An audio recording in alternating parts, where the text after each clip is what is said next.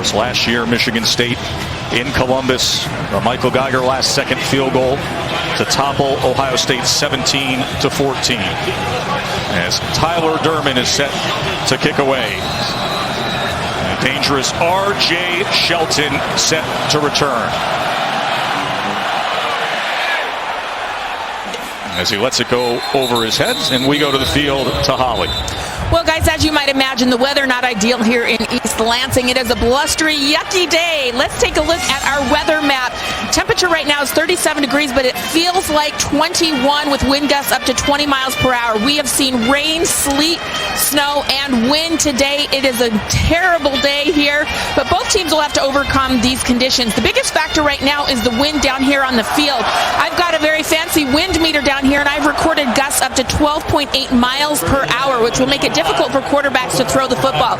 So the ground game's important, and this field is in good condition. It is Kentucky bluegrass. It's been covered with a tarp until up to about 2 hours before the game and is draining well. Stay warm, my friends. Could be a long day down there. As the Spartans come with Shelton on the end around, gets a good block, and they'll start off with a first down run. Shelton came to Michigan State as a running back and has continued to develop as a wide receiver. They want to run the ball inside, but you open it up right away with the wide receiver sweep for a good gain, and you give that Ohio State defense, which is so fast and play it at such a high level, something else to look at and to think about.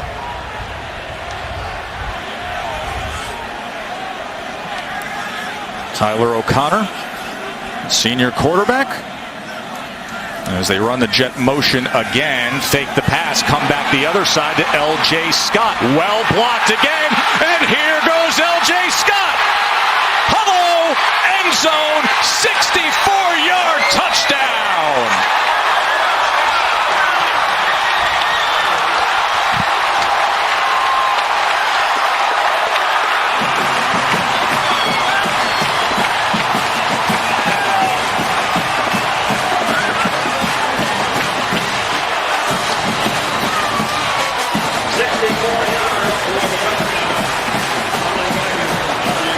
Two plays, two excellent calls by Dave Warner, the offensive coordinator, and beautiful execution.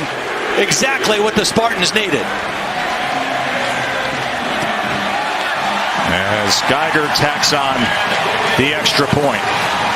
Perfect execution on this double screen. Watch the quarterback and then watch the center. Number 75, Benny McGowan's going to get out and get the key block on the double screen. 75, there's the block that L.J. Scott needed. And Michigan State in two plays in the end zone. And building on the momentum that they got last week when they ended their 7-game losing streak, off to a quick start against the Buckeyes today. And consider how well this Ohio State defense has been playing. That is the first touchdown allowed by the Buckeyes in the last 10 quarters. The first play got them off balance. They, had to be expecting an inside run with L.J. Scott. Then they come back with the double screen.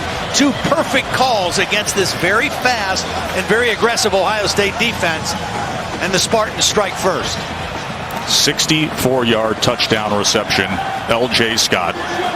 The longest pass play allowed by Ohio State this year. That is how we start off today.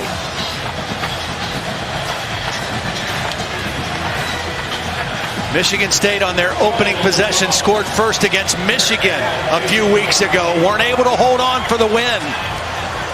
But that first possession, that first score against this team, the number 2 team in the country, very, very important.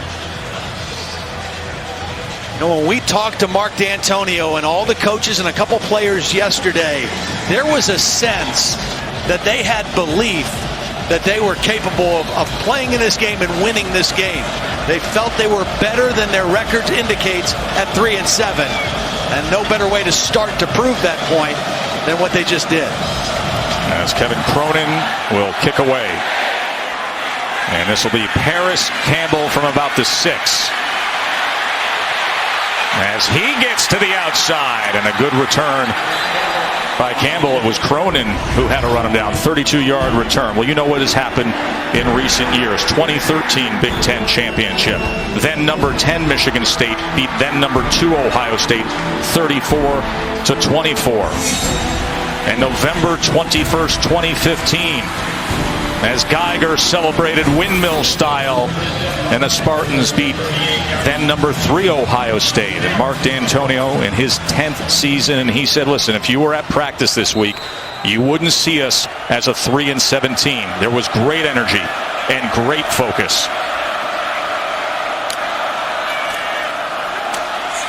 Mike Weber with a good-looking run to get the day started. J.T. Barrett, 98 touchdowns responsible for. That ranks second all-time in Big Ten history. He is 24-3 as a starting quarterback at Ohio State. Joined in the backfield by Mike Weber, the young running back, one of the 4 Michigan natives on the Ohio State team. As he shakes loose, keeps his balance, and a great effort by Weber to the 39-yard line of the Spartans. 2 big runs in a row right inside, attacking this young defensive front for Michigan State. Weber breaks a couple tackles, and if it were not for Justin Lane, number 39, that would have been a touchdown.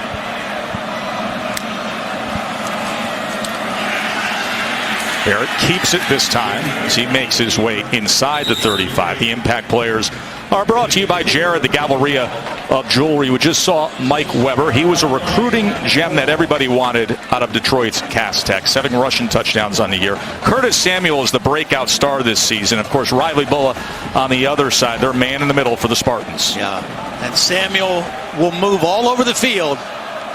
They'll try to get him the ball right away. There's Malik McDowell, their best defensive lineman, out today. Good effort from Andrew Dowell with the tackle there. Malik McDowell, 24.5 tackles for loss, 7.5 career sacks. He's out injured with a left ankle.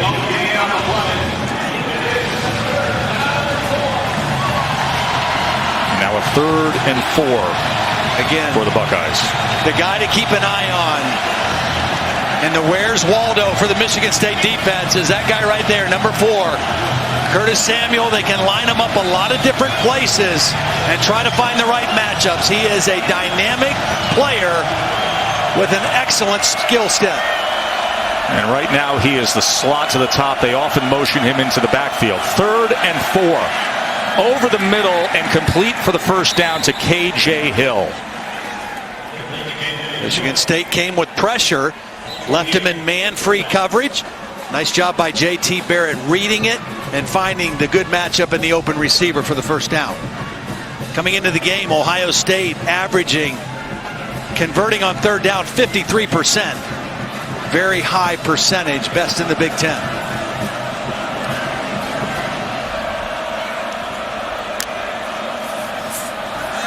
Here's Samuel. Aggressively getting after him that time was Monte Nicholson. They can line him up as a slot receiver as they did earlier in this possession, that time in the backfield. He doesn't have the physical build or strength to carry it or touch it 25 times a game like Ezekiel Elliott did. Their ideal number for him is about 15 touches a game. Barrett, that is incomplete. I think that ball might have gotten tipped. Looks like it was Raekwon Williams there, Todd. So a 3rd and 8 now for J.T. Barrett and the Buckeyes on their first possession. The thing you always have to worry about with Ohio State in 3rd down, you want to know where Samuel is, but you have to account for the quarterback as a runner and rush him with discipline, because J.T. Barrett always dangerous on 3rd down runs.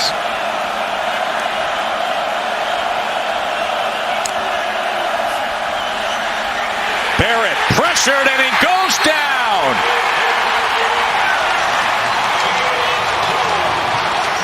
Shane Jones getting after J.T. Barrett. Yeah, they came with the pressure. Here's Shane Jones lined up right behind the nose guard, and they're going to twist, and he's going to get free.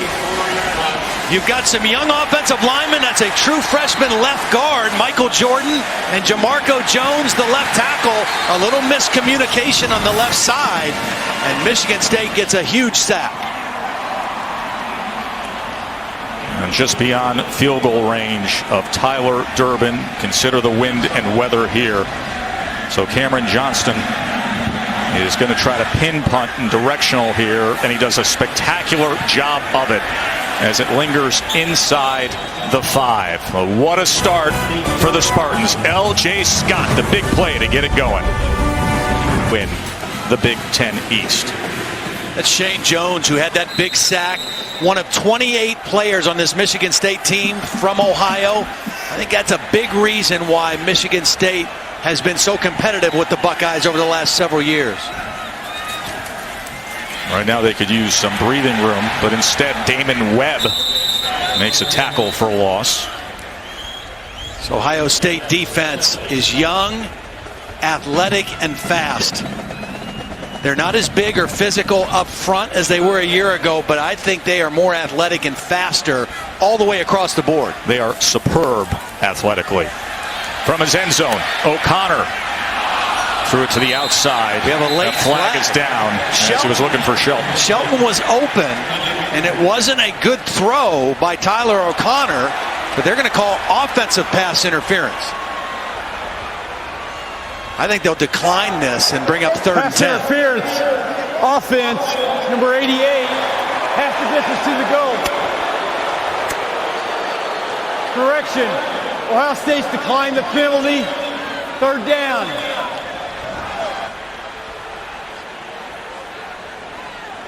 Called the foul on Medeiros, number 88. Right now, this is where Tyler O'Connor has to be really smart with the football. There's Medeiros and the outside receiver. Oh, they're saying it was kind of a pick or a rub play. I think it was incidental contact. 3rd down and 11 as he's 2 yards into his own end zone, Tyler O'Connor. Was looking for the quick strike, but it was batted and incomplete as Denzel Ward had coverage that time. So now they will be punting, and Ohio State's defense will earn their offense great field position here. Yeah, that was a big 3 and out. And that guy that we talked about on offense, where's Waldo? He's back to return a punt right now inside the 50-yard line. And this looks like it's into the wind for Jake Hartbarger. Those flags are pinning in that direction. So he needs a big one here as Samuel sits at the 46.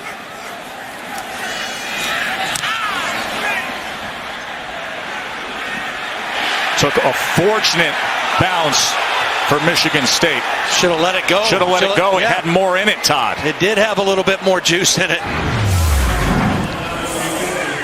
J.T. Barrett and the Buckeyes offense out there when we return.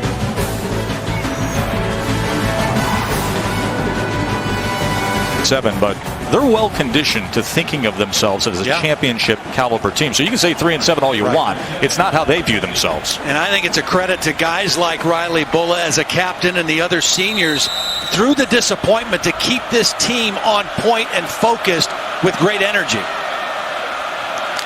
Start this possession at midfield. J.T. Barrett on the designed quarterback run. He's got real good wiggle to him, a gain of 10. Yeah, you know, when he runs and he averages about 14 carries a game, he's not particularly fast. He's not particularly going to put his foot in the ground and make people miss, but he is slippery and he's very smart. He's very decisive when he does run the football.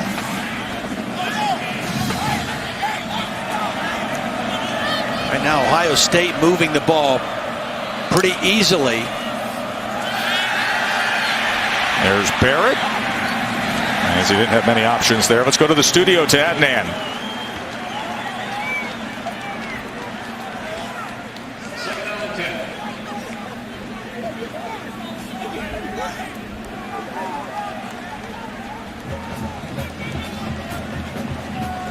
All right, Adnan. Be interesting to see how things develop on this Saturday after all the wackiness we had, an unexpected weekend of results last week. One of the things Michigan State really wants to do with J.T. Barrett, they already got the 1 sack, but they want to move him off his point. And that first down play, they moved him out of the pocket, and he had to throw the ball away.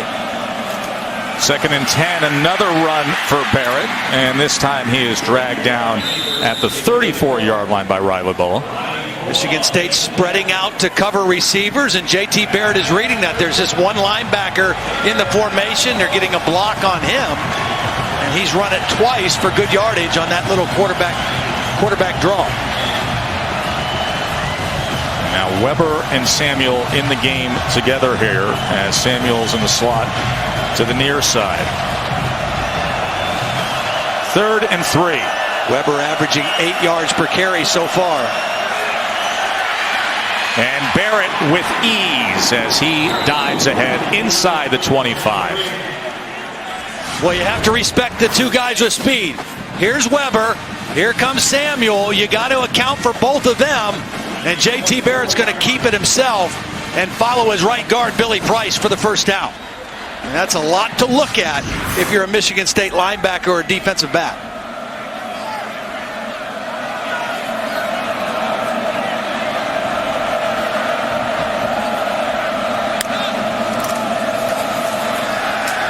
First down pass lofted to Curtis Samuel for the Buckeyes. Touchdown.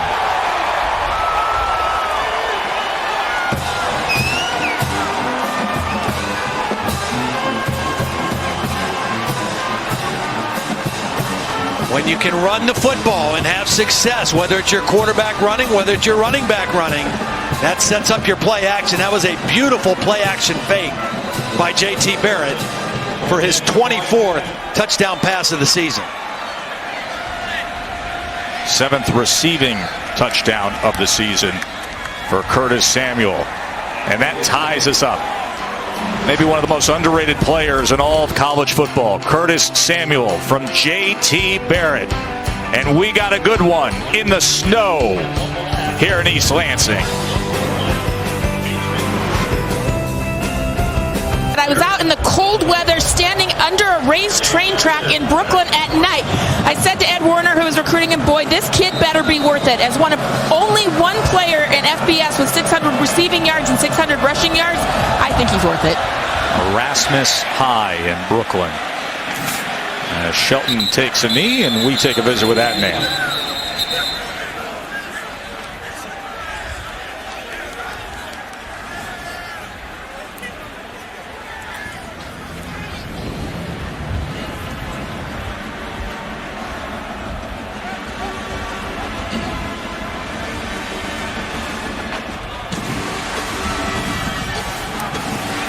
The little guy for the Bulldogs, Isaiah McKenzie. I think this is a very important possession for Michigan State. Their best chance is if their offense can run the football, which they've been doing pretty well the last 3 or 4 games. But their defense is going to struggle with Ohio State today. They're going to have trouble stopping all the things Ohio State can do on offense. They must run the ball and possess it. And they try to do that with L.J. Scott, who continues driving his legs forward for a gain of 5. L.J. Scott, another one of those 28 Ohio players. He was involved in the big recruiting deal between him and Mike Weber. L.J. Scott chose to come to Michigan State out of Hubbard, Ohio. Had a career high 139 yards in their game here against Michigan.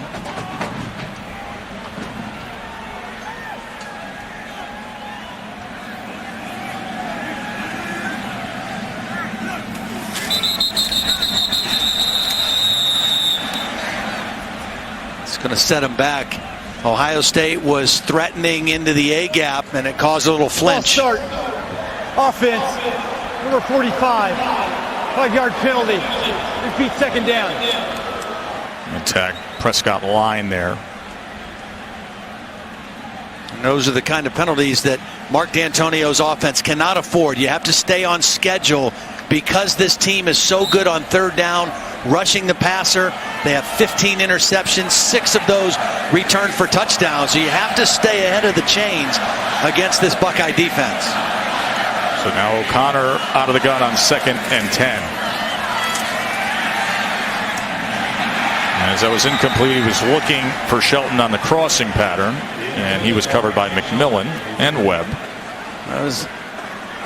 McMillan got away with a little bit of a hold, or Damon Webb got away with a little bit of a hold on the crossing route, but this is a team that plays a lot of man coverage, and they are equipped for it. Their two corners, Conley, number 8, Lattimore, number 2, excellent man-to-man coverage guys, and they've taken it to a new level this year, not only in being able to cover, and they don't just try to knock down balls, they try to take them from you.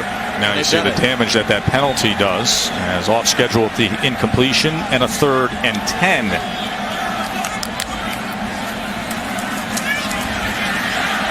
O'Connor complete for a first down. That's Donnie Corley. Excellent pass protection. That was a 5-man rush by the Buckeyes. So they were bringing extra heat. Watch the protection for Tyler O'Connor. He's able to survey the field. And a nice tight throw against man coverage. Ohio State plays 3 corners. That was Denzel Ward in coverage, and nice catch by Shelton.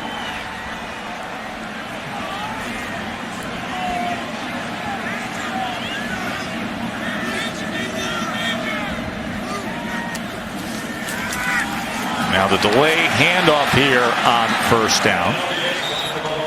After we get finished today, we're going to go down the road to Ann Arbor, Indiana, and Michigan. That'll be 3:30 Eastern on ESPN. You know, this Ohio State defense has been so strong this year, but what Donnie Brown's been able to do coordinating that Michigan defense has been stellar as well. Very aggressive attacking style. So that is coming your way. We will see if everybody stays the course for the showdown next Saturday. Scott again, and he was met and wrapped up by Chris Worley. Tried to fool the linebackers with that jet sweep action. They faked the handoff to Shelton, the play they started the game with. Worley was not fooled and made a nice play right at the point of attack. So far, the Michigan State offensive line holding their own, both in the run game and in their pass protection, as we face the Spartans face another 3rd down situation here. 3rd and 4. Spot that they often look to Josiah Price, the senior tight end. Here's O'Connor, and he threw it to the right of Shelton and in front of Price, so they will be punting again. When they get you in 3rd down, Ohio State goes to what they call their rushman package. They bring their 4 best pass rushers on the field at the same time, and that time they were able to close the pocket quickly.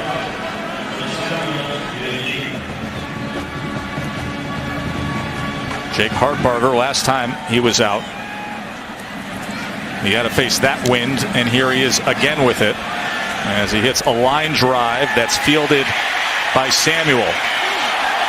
Samuel somehow spins free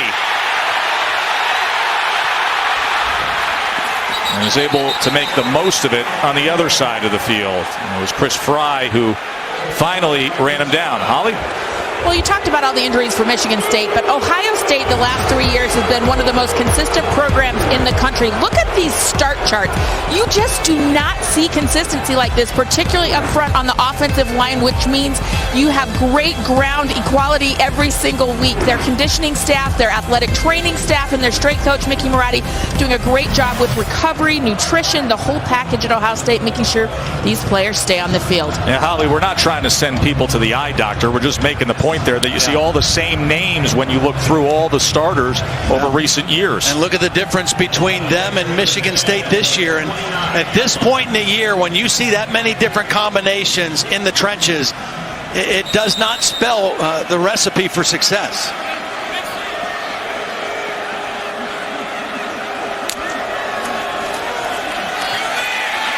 Barrett looked like he was probing for a pass, and now easily picks up good yardage that time out towards midfield. A 19-yard run for J.T. Barrett. Yeah, they were looking for the jump pass to the tight end, number 85. He's going to release here, and Barrett's looking for him. but it's not there. But again, you see the composure of JT Barrett. He doesn't get panicked. He just tucks it and not only gets what he can get, but he gets another first down. Again, Ohio State has so many ways to attack you with a quarterback who is so efficient in this offense. Barrett taken down that time by Demetrius Cooper. This was a designed roll by the quarterback, but the right tackle just kind of lost contact with his block. Watch right here. JT Barrett's moving, and the right tackle, Isaiah Prince, just kind of lost contact, and the Spartans end up getting their second sack. Price, the sophomore right tackle on this offensive line for the Buckeyes. He had a really in a 2nd and 15. Rough night against Penn State in that loss up in Happy Valley, but has played much better since that night. That ball was deflected at the line of scrimmage and falls incomplete. It was Williams again getting his hand up top. Second deflection. 2 sacks, 2 deflections, and a 3rd and long now for the Buckeyes. Little twist game on the inside, and instead of continuing to try to get a sack, knowing the throw is going to happen quick, nice job by Raekwon Williams to get his hands up and knock the pass down. 3rd and 15. We have not seen a ball get targeted to Noah Brown yet. Their big receiver, he's on the outside, right out here.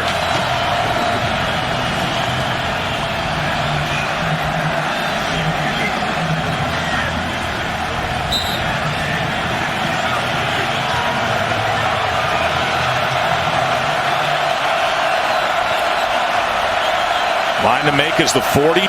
3rd and 15 for the Buckeyes. And that had no chance.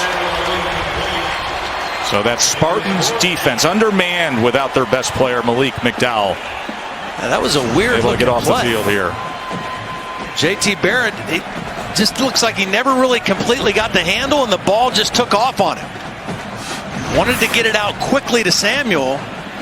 I don't think the wind was a factor on that play. I think he just mishandled it and then didn't get a good grip on the laces to make the throw. Cameron Johnston on to punt. Holly, what's the wind down at the field right now? That measured 15 miles per hour on that throw. It was a big gust. There's a low punt from Johnston. And they're able to make the coverage tackle down at about the 12. Adnan, what's up, my man?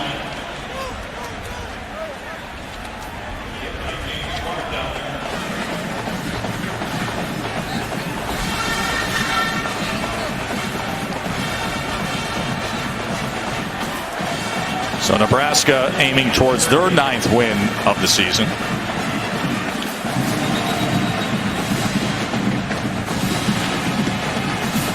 Tyler O'Connor, who started the first 5 games of the season. And he didn't get the start against Northwestern. Got banged up against Maryland. Came back against Michigan.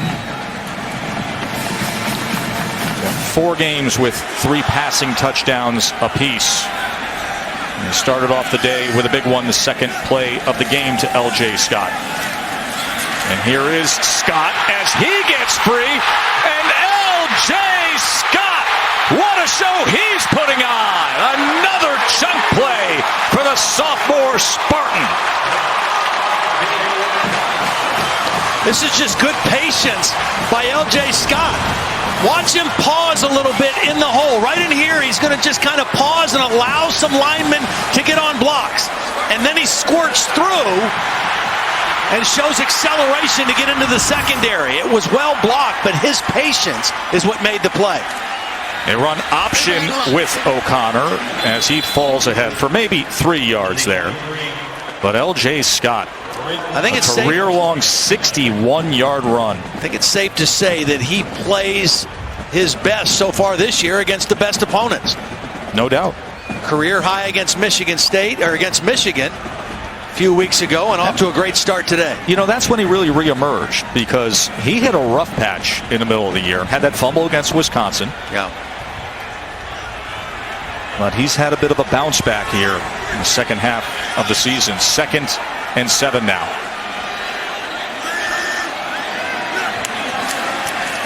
As they go to the up back line, it'll be 3rd down and 6.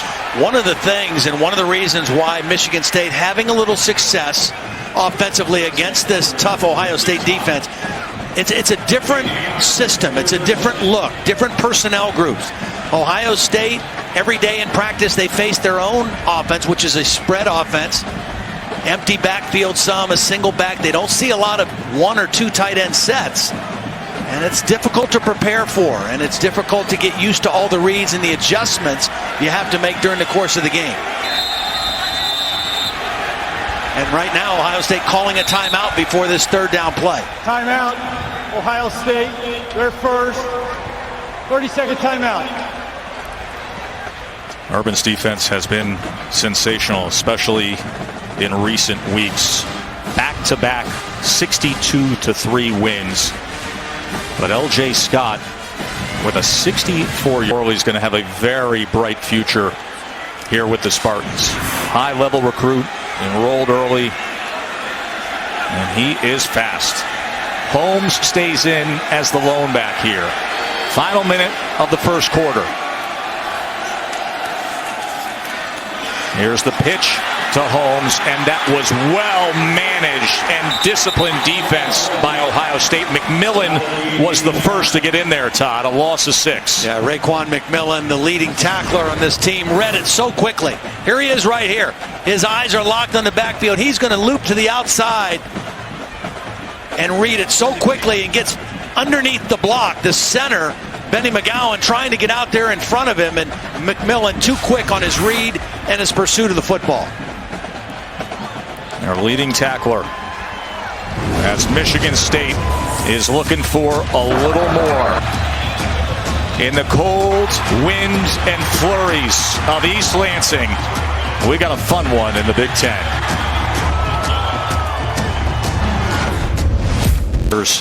Passed away this summer. Renee Hill on the right, Karen Sadler, the mother of Mike Sadler, the former All-America punter, on the left. In fact, today would have been Mike's 25th birthday.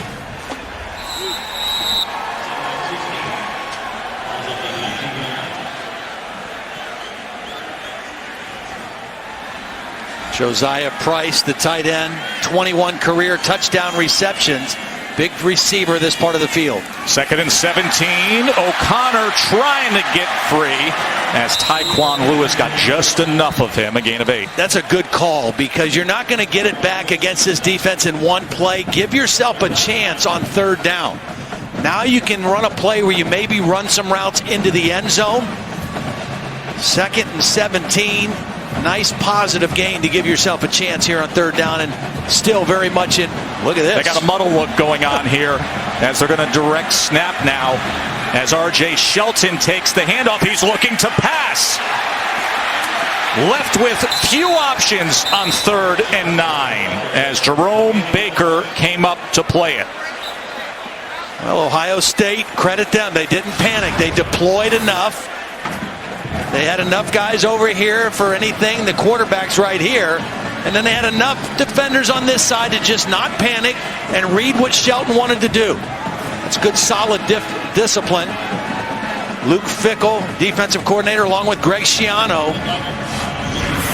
Not sure that's a play they prepared for, but they handled it and adjusted to it right. And perhaps an advantage that they flipped sides for this 2nd quarter on the field goal attempt by Geiger. As with the win that is significant today, he's able to put it through and give 3-win Michigan State the 3-point lead over number 2 Ohio State. I'm the go-to guy for this Ohio State offense. They can move him in a lot of places. In the backfield as a slot receiver. He's had 2 receptions in the game. This one, his 2nd one for the touchdown. Get him isolated on a safety and find him for the big score. And he is so versatile and has such a skill set. Urban Meyer has said, reminds us of Percy Harvin, the guy we had in Florida. Very similar when you look at their numbers as a runner, as a receiver. And right now in this season, Curtis Samuel, the only player in FBS to have over 600 yards rushing and 600 yards receiving. And as we showed you there, when you compare their junior seasons, really any season, because he's ahead of pace of any of Percy Harvin's single season high stats at Florida with Urban Meyer. He is dynamic.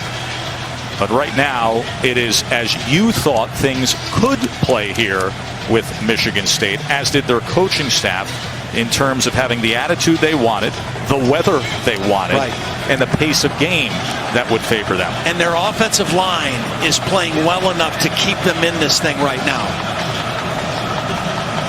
Their defense has come up with some timely sacks at the right time as well. Paris Campbell on the return, as he struggles to get to the edge, and we go to the studio to Adnan.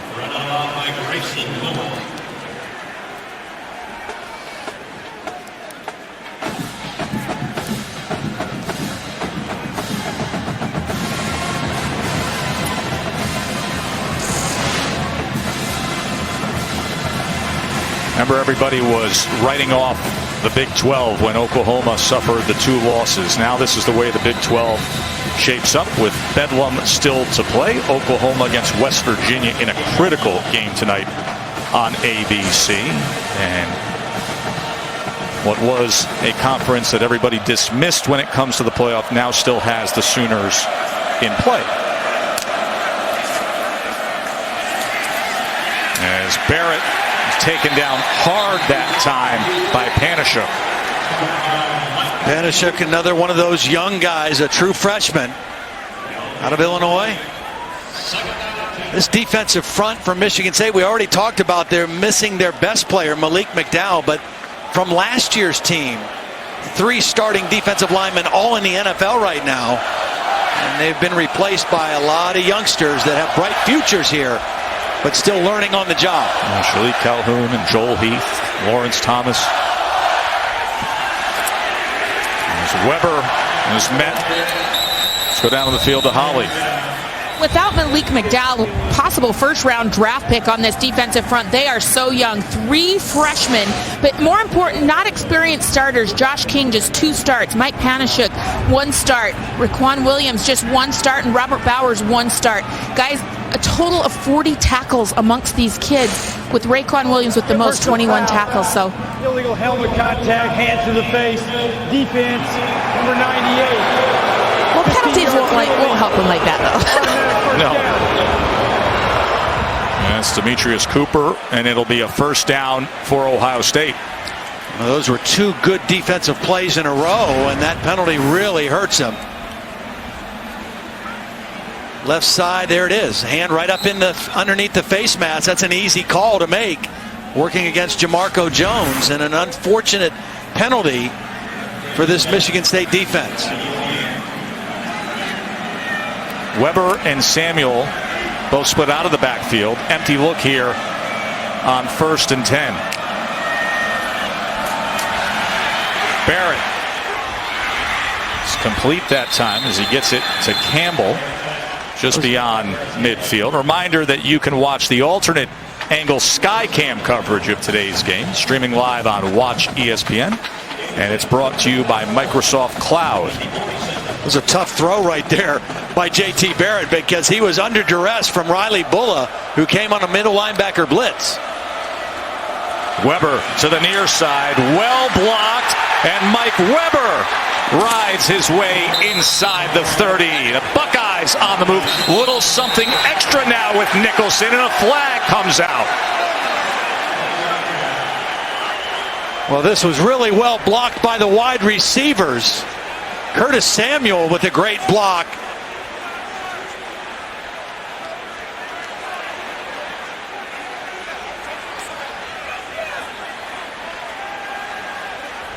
You want to run well to the perimeter, you have to have wide receivers that are willing to block. And that time, Ohio State, excellent job on the outside by McLaurin, number 83, and Curtis Samuel, as the officials are still trying to figure this one out.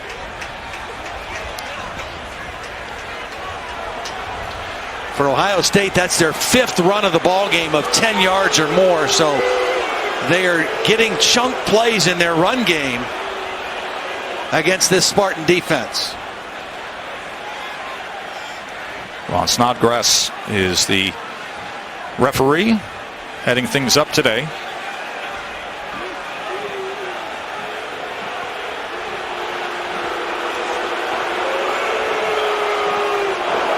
There are 2 fouls on the play. Personal foul and necessary roughness, offense number 73. At the end of the play, dead ball, personal foul, defense, 15-yard penalty. Both fouls will be in first down. The foul against Michigan State, I think, was Monte Nicholson, number 9, at the end of the play on the sideline.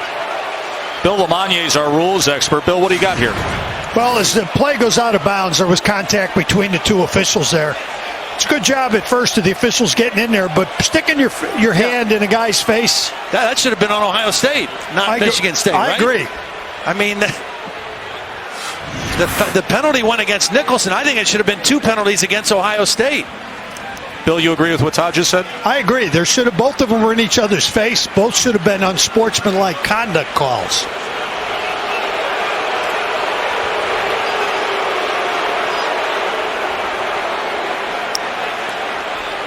Bill, is there anything we can't pick up here on video? Perhaps language, something that was said?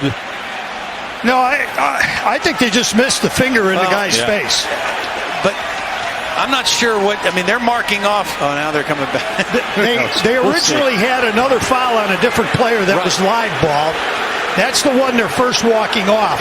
Now after the second one, because it's on the defense, that's an automatic first down. So they tally it to a first down at the 37-yard line when all was said and done.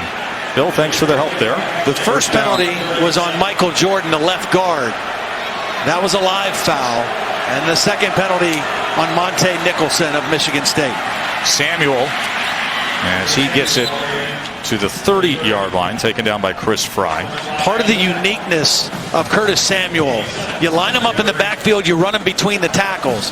They also let the defense deploy and move him out of the backfield and try to get him isolated in pass coverage. This time Barrett pulls, and with that decision, he's close to the line to make.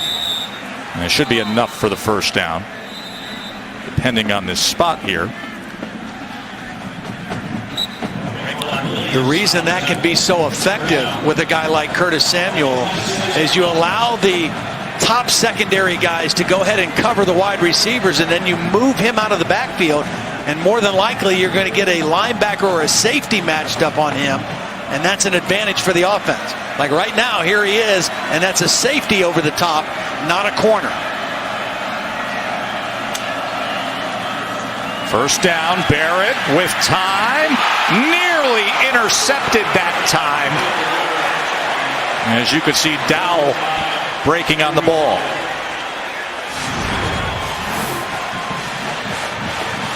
JT, a little dangerous on this pass. The ball hung in the air. It was thrown to the inside, intended for Weber. And Dowell almost had a big interception that might have been a pick six for the Spartans. 2nd and 10 now.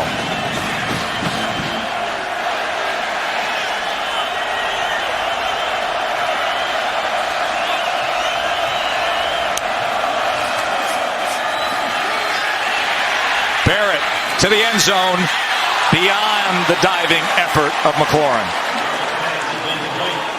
Well, credit Riley Bulla on a delayed middle linebacker blitz for just causing JT Barrett to throw this a little bit too far. Riley Bulla is right here, and he's not going to come right away, but he's going to delay blitz. And because of that, Barrett is not quite able to step all the way into this throw and get the touchdown. His receiver had a step. Ball just a little overthrown. A roaring Spartan Stadium on 3rd and 10 for the Buckeyes.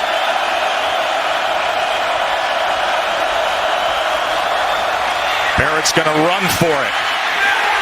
And he is cut down by Nicholson.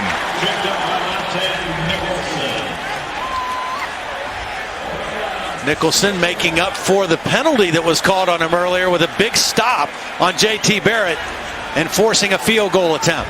Holly, what's the situation with the wind Tyler Durbin is facing here with this attempt? Well, right now it's at his back. He's kicking into the wind, and it's only at 2.8 miles per hour. So right now, very quiet on the field. A good time to kick a field goal this direction. 39-yard attempt to tie it for Durbin. And he does that. He has had a sensational year. Of course, just one moment against Penn State. Other than that, perfect. Tied up, 10 apiece here at Spartan State. The number 2 team in the country, Ohio State, just moments ago tying things up here.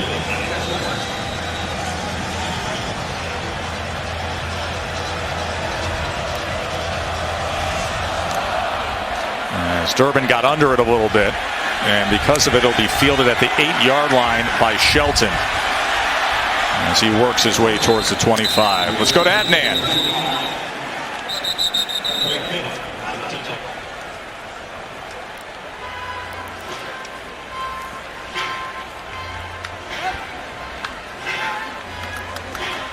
L.J. Scott, he was off to a great start. They need that adrenaline to kick back in for him to have a chance in this football game. They've got to run the football with success. O'Connor sprinting near side as he flips it, and it is picked off by the Buckeyes. A heck of a play by Chris Worley. Well, that shows you the athleticism of this Ohio State defense. This was not a horrible pass by O'Connor.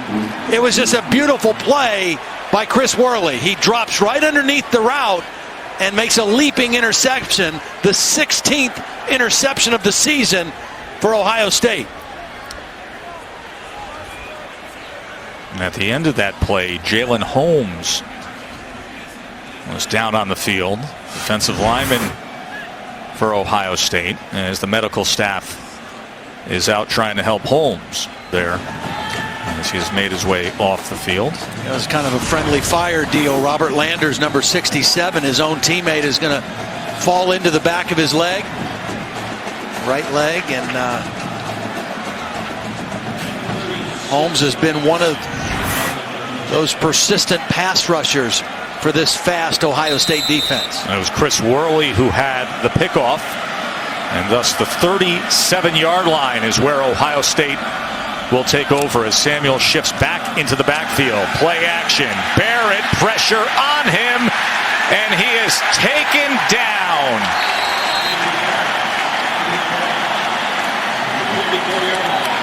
And it was Cooper and Bowers in the 3rd sack of the game for Michigan State. Well, just another timely rush by Michigan State.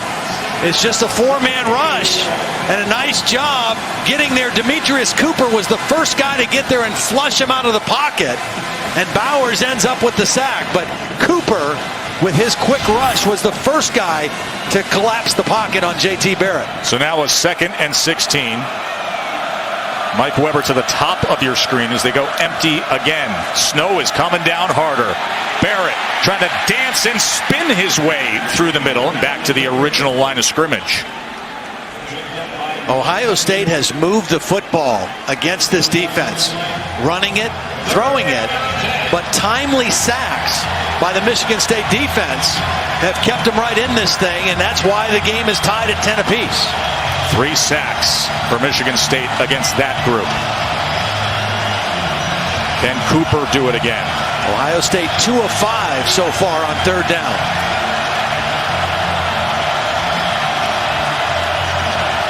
Samuel down at the bottom in the slot. Right here. They only bring 4. Pick up the stunt. Barrett with time. Over the middle. Complete that time to Marcus Ball.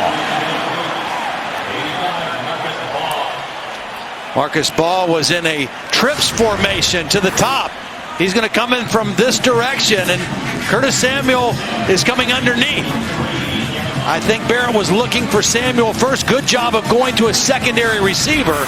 And his big tight end gets the conversion for the first down. 12-yard reception on 3rd and 10. And now Barrett, a tough run met by Chris Fry. Gain of 3. The last time J.T. Barrett played in this stadium, he had a great game against the Spartans. 300 yards passing, 86 yards rushing, accounted for 5 touchdowns. That was 2 years ago when they won 49-37. They have won 5 straight here.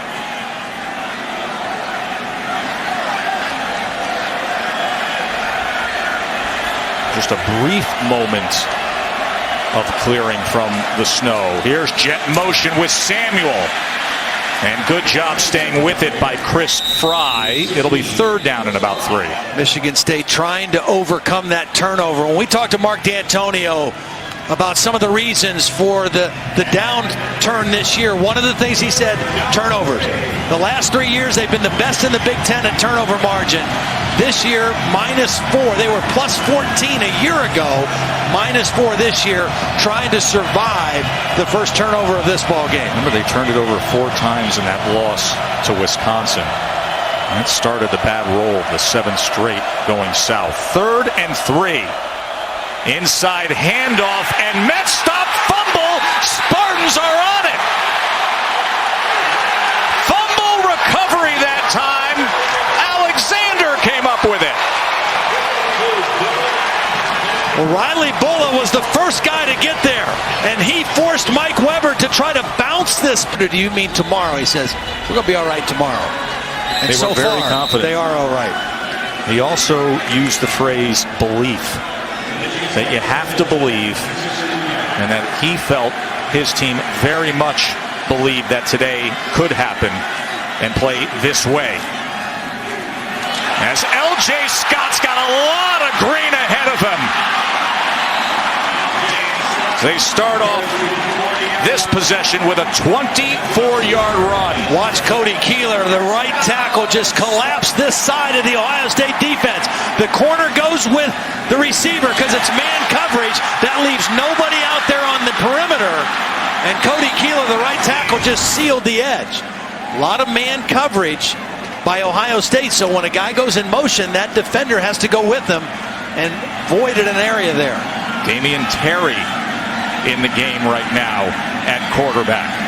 Remember, he was mixed in last year against Ohio State as well, and he's going to throw his first moment in the game, and he's going to go downfield incomplete. Was looking for Madaris, covered by Ward. Well, I love the call. Even though it was incomplete and the ball sailed a little bit on Terry, it's a good call because everybody on the Ohio State sideline is thinking if this guy's in, it's quarterback run game, and so the first play he's in, they throw it.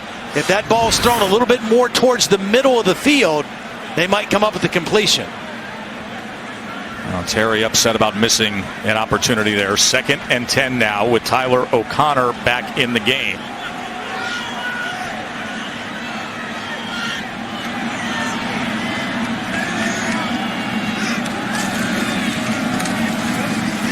And this time Scott has nowhere to go as McMillan and Landers pull him back.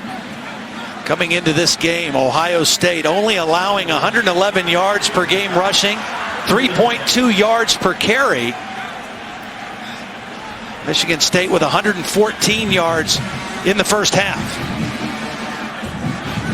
Again, we talked about and Holly showed you that starting lineup chart for 3 years for Ohio State. This offensive line for Michigan State today makes their 7th combination of starters that they've had up front. Due to injuries and different situations, holding their own so far in this ball game. Straight ahead they go with O'Connor.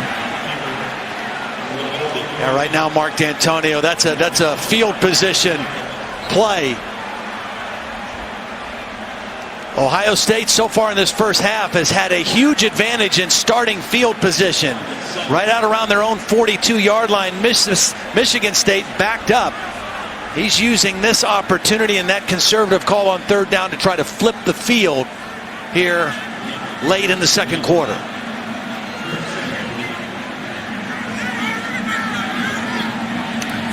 Hartbarger. He gets off a very good punt this time. Turns it over as Samuel muffs the ball inside the 5 and has to fall on it. So flip the field he does with a 52-yard punt. Jake Hartbarger. Timeout on the field. A fun time here in East Lansing.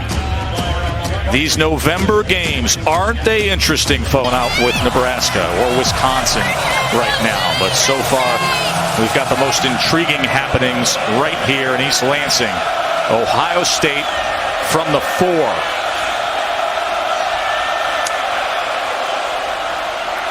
Samuel wrapped up right at the line of scrimmage. That was Cooper again. Williams getting involved as well. Raekwon Williams is one of the older guys up there. He's a redshirt freshman. He's got a couple true freshmen lined up next to him. It's amazing how young they are. All the guys had all the experience and success in recent years, but at some point you grow up deep in the season. Could today be that day? The more reps you get, the more you see things, the quicker you react to them. 2nd and 10. Barrett spins free. Again he does. Breathing room. Ball came out at the end. They're saying he was down. He is down. But a 9-yard run by J.T. Barrett with those 2 spin moves. I'm not sure how he got the ball out. This is what you call a mesh charge. They're going to hit right at the quarterback and the back. And Barrett pulls it out, spins, and again, he's a crafty runner. He's not a dynamic runner, but he's very crafty and elusive enough to be effective. And you can see he was down there. So a 3rd and 1. Under 2.5 to play in this first half. And Barrett will give him a fresh set of downs. Well, we asked Ed Warner last night, how much do you want to run J.T. Barrett? He come in averaging 14 carries a game, said only as much as we need to.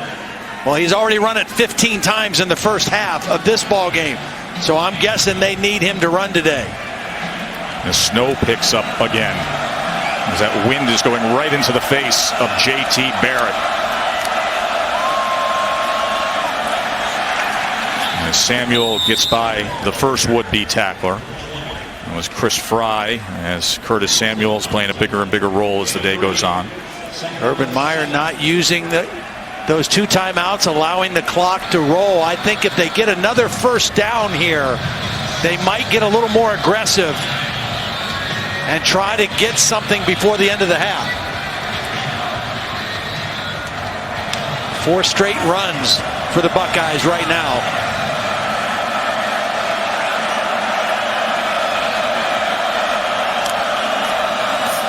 Second and 7. Pressure on Barrett. Gets it complete. Paris Campbell. Right at that spot there. Maybe just short.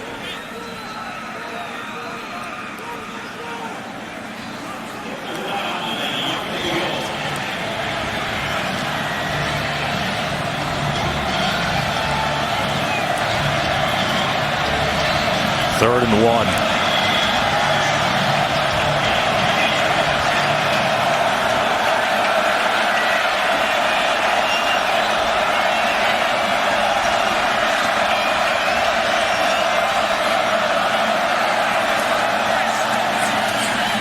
Weber with ease. Wasn't met until he had 4 yards in. Adnan, what's up?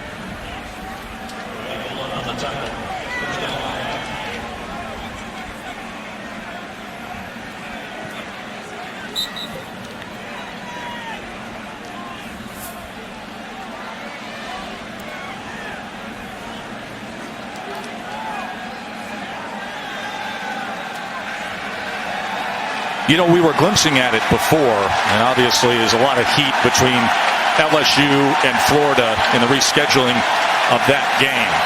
Ohio State will get the ball when we start the second half here. 3-7 Michigan State, but you know how they've been playing in this series lately. The last 4 games between them, plus this half, they have now each scored 114 points even, 10 apiece here as we go back to Adnan in the studio. Over in the red zone, that was Dylan Alexander who recovered that fumble. Remember, Ohio State was in good shape with an interception. Good field position, and then Michigan State forced the fumble. So here is JT to pass to open things up to Samuel.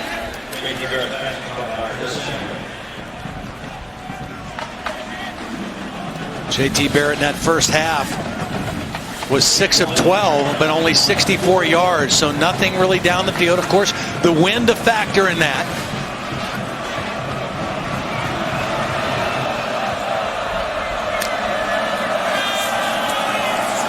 There he is on the run, and he's going to be just short of that line to make, as Robert Bowers had the tackle.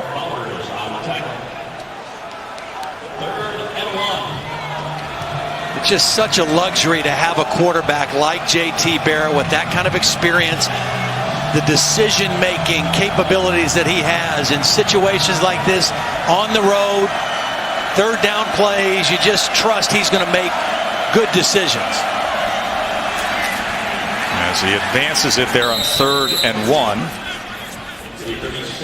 Let's go to the field to Holly. Holly, what's the situation weather-wise now to start this second half? Well, it's really improved from the first half. If you can believe it or not, the sun is out right now, shining brightly on the field. It is still windy down here, but it's not oppressive wind like we saw in the first quarter. We have an injury timeout on the field right now, but I'm curious to see if Ohio State tries to throw the ball more on this next drive, because the weather conditions have improved slightly down here on the field. You know, they're attending to a defensive player, but that ball came out on the run by JT Barrett. Well, the players reacted to it, but the officials made no... Now, Ohio State may have recovered it, but the ball came out as Barrett was hit before he hit the ground. There's the ball right there, out, before JT Barrett is down. Now, I didn't see who recovered it or who came out of the pile, and there was an injured player at the end of the play. But on that 3rd down and 1 play, the ball is definitely out before Barrett's down. And Ohio State's lined up over the ball, and we had the stoppage because of the injured player Bowers, but they're 3 for 3 now on converting 3rd and 1. Barrett downfield he goes, but it was beyond a wide open James Clark. Yeah, those are throws you just have to make. I know it's a windy condition. You have to kind of drive the ball a little bit more into the wind, but when you get those chances for the big chunk plays in the passing game, you have to come up with them, and JT not able to make an accurate throw on that play.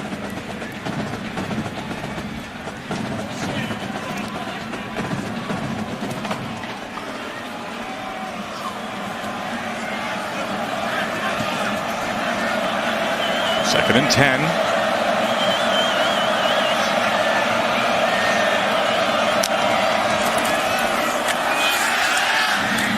As he gets the quick strike this time to Clark. It'll be 3rd and 1 at the 45-yard line.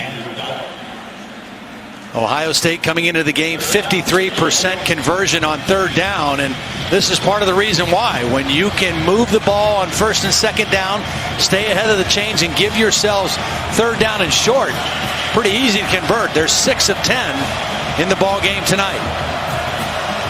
Barrett and Weber in the backfield.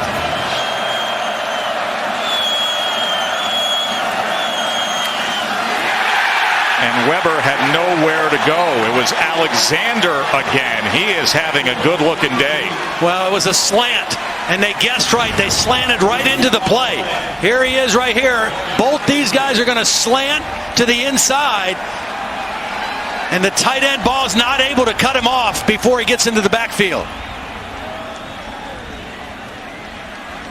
That is a big play on 3rd down for the Spartan defense. Alexander had the fumble recovery earlier and now comes up big on that spot, forcing a punt out of Cameron Johnston, who averages 47.2. A line drive rugby style. And that takes an Ohio State bounce all the way inside the 15, down close to the 11-yard line. 45-yard punt. That's where Michigan State will start, tied up with the Buckeyes. Like a 3-7 team, Mark D'Antonio told us all day yesterday, and they are tied up with the number 2 team in the country. And Damian Terry is back in at quarterback for the Spartans, and he is going to do what he does best, and that is run the ball, as he did last year in the Ohio State game. Again, first play he was in the first half, they threw deep.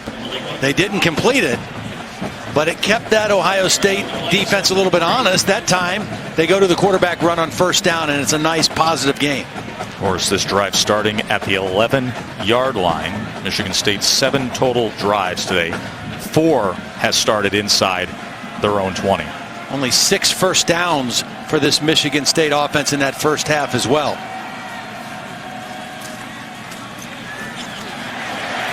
And that'll move the chains with a gain of 5 by Terry, the junior quarterback. And they told us they would mix in the run package, getting a sense of it here. See Baker Mayfield and Skylar Howard, who go about it a much different way, will be in prime time tonight on ABC. Baker Mayfield all of a sudden right in the Heisman hunt after Lamar Jackson's stumble on Thursday night. Got to believe this might be a throw on this play from Terry. Maybe to the tight end. 82 or 11. Play action. Downfield. And he had to turn all the way around. We mentioned Baker Mayfield coming up tonight on ABC. Todd, you know, each week we go out there, we ask the official voters at ESPN, how do you have it right now? I was stunned to see Baker Mayfield and Jalen Hurts. This was going into Thursday night.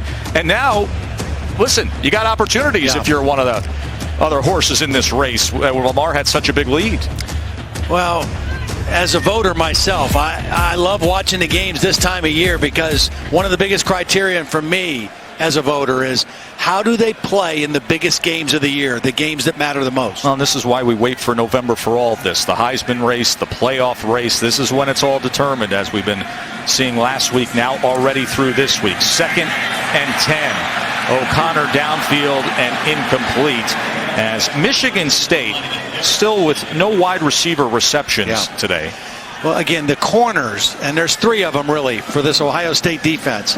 Garyon Conley and Marshawn Latimer are the starters, and then Denzel Ward comes in as the 3rd corner. They are outstanding man-to-man coverage guys. And then they've got a safety in the back end, and Malik Hooker, who leads the team with 5 interceptions. This is a very talented, athletic secondary of Ohio State. And then they've got the pressure up front. So it all works together, especially when they get you like this in 3rd and 10. Going to throw back, threw it behind Price, but can he get there? No, he is ridden out of bounds by the athletic Sam Hubbard. A flag is down. We will check on that. Well, again, you see the athleticism of this Ohio State defense. That's Sam Hubbard, the defensive end, who initially came after the quarterback, read the play, reverse field, and was able to tackle Price. Holding offense, number 75. Penalties declined. 4th down. Sam Hubbard out of Cincinnati, Ohio, plays with a high motor. Kind of sets the tone up there for that defensive front. Urban first spotted him when he walked into a high school dodgeball game. This is a former lacrosse star who played some safety in high school and grew into 6'5", 266.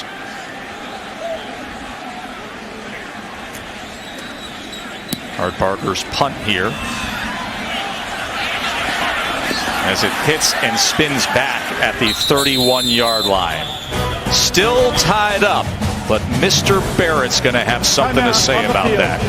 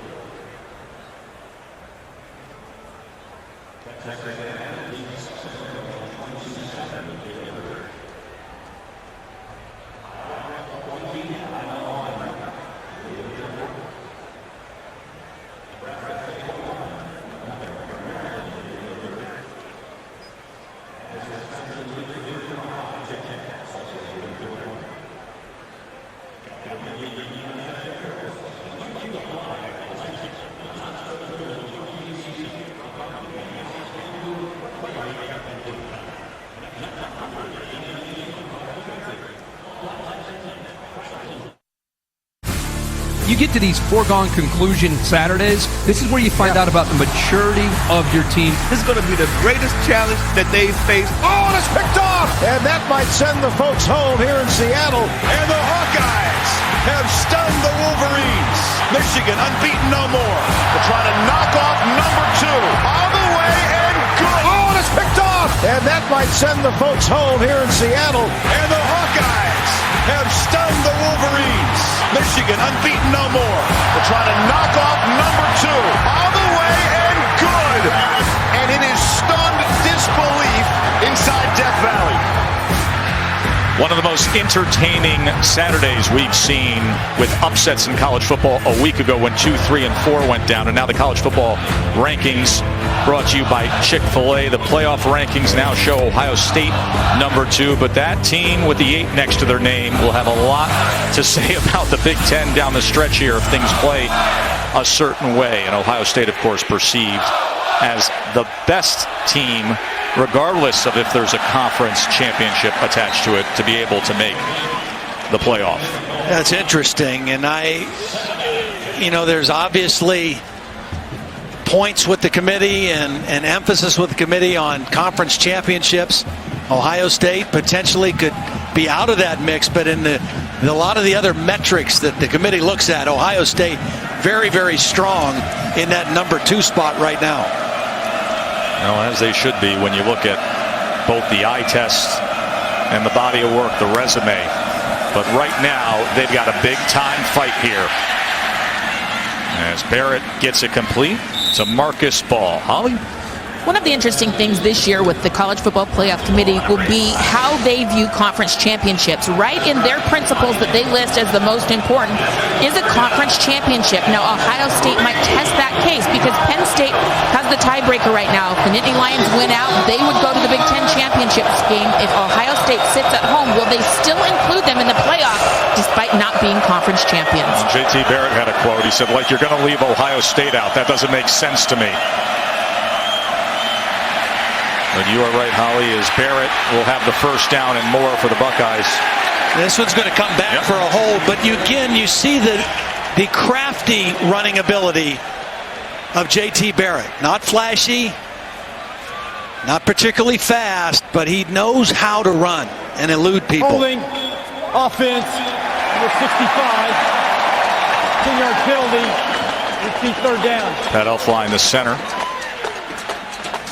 Pat Elflein has played guard before. He's the center. He's going to lead out on this play, and he's the guy who gets called for the hold. Right there in the middle of the screen, he's got that outside hand around and not allowing the defensive tackle to get outside. 4th time Ohio State has faced a 3rd and 10. They're 1 for 3 on those kind of plays. Overall, 6 for 12 on 3rd down.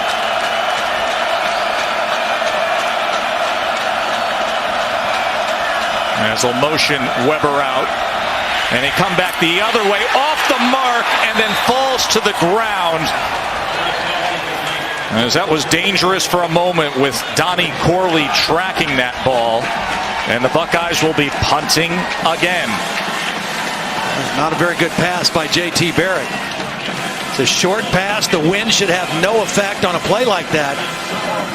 You got to get it in the hands of your playmakers quickly. That's the first 3 and out today for Ohio State. Cameron Johnston on to punt as flags rain in prior to this.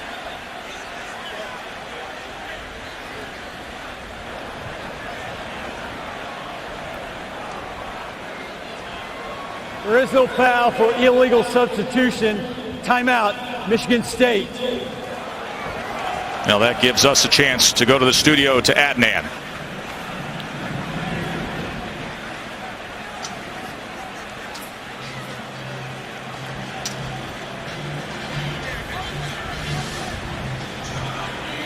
It's a 30-second timeout. Yeah, the Eli hanging tough. It has been an up and down year for my boys from New Haven.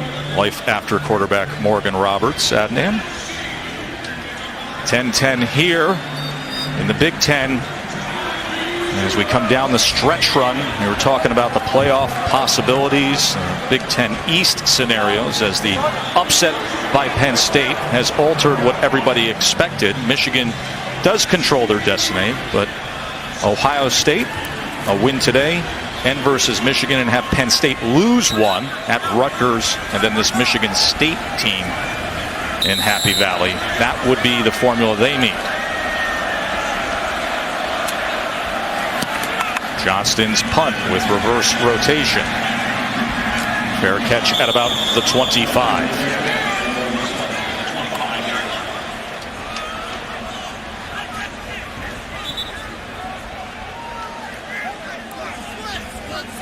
It is time for today's Aflac trivia question.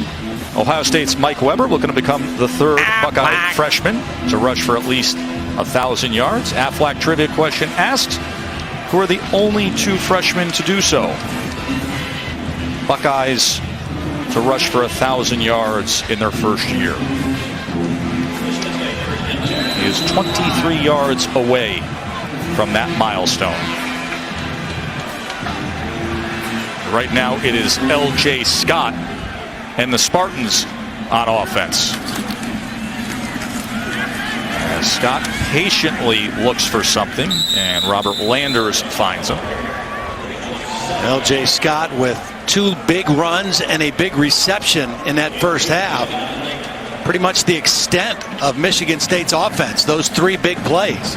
64-yard touchdown reception was the second play of the game. You talked about how what happens early on could set a tone and set the course for the kind of game we get. You get that sense now when you look back. Well, and Michigan State desperately wanted to be able to run the ball with some success and get this to be a fourth quarter game. That's where they historically, before this year, have won football games. Here's the tap pass to Shelton as it got a little congested around the 31-yard line as McMillan came up with the tackle. And conversely, for Ohio State, they haven't been in a game like this for a couple weeks. No, 62-3 back-to-back. Yeah. They walloped Nebraska and took care of Maryland. 3 straight wins since the upset at Penn State. And both of those games were over at halftime. Yes. They were huge leads in the first half of both of those games and kind of clear the benches and play your reserves in the second half. 3rd down and 3. O'Connor. Now for a moment he had his man Madaris and threw it to the outside. Not sure who he was throwing that one to. Now it's kind of in between options. I think Michigan State is going to have some kind of a play, a fake punt, something. I don't know that this is the situation or the place or the time, but I think in order to win this game, they're going to have to come up with some kind of play like that to turn the football game.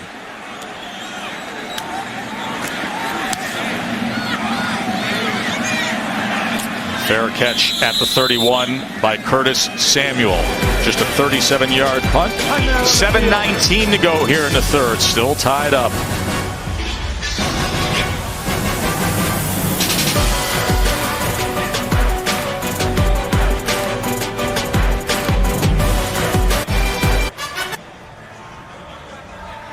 Correct. That's the Aflac trivia question, as Weber has had such a strong year, the redshirt freshman from Detroit. Got to wonder if Noah Brown is going to factor into the Ohio State offense at some point. Haven't called his name. Just when we mentioned what a year Mike Weber is having, he does this. Finally tracked down by Nicholson. He is over 1,000 yards now.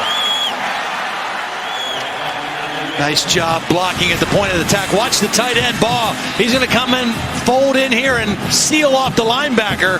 Weber gets right on his hip and then shows the acceleration once he gets to the second level. 52-yard run by Mike Weber. Buckeyes in business here to break this tie. Ohio State now with 177 yards rushing.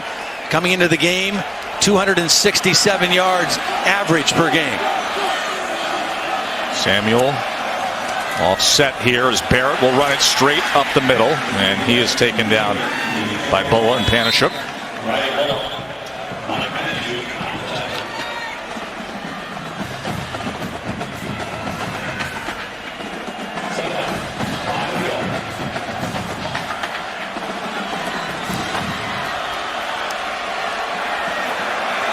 Second and 5.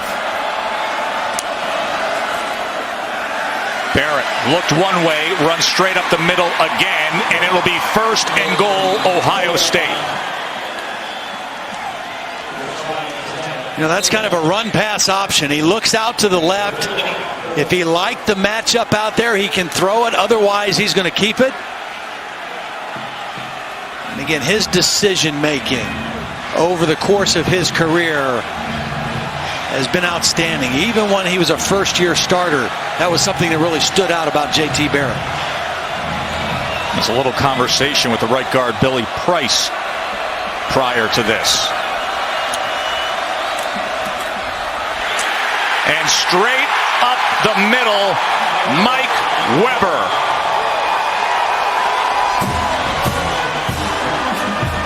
Michigan State tried to run a little twist with their linebackers, and Ohio State ran right into the area between the linebackers for the touchdown. 8th rushing touchdown of the season for the Detroit native, Mike Weber.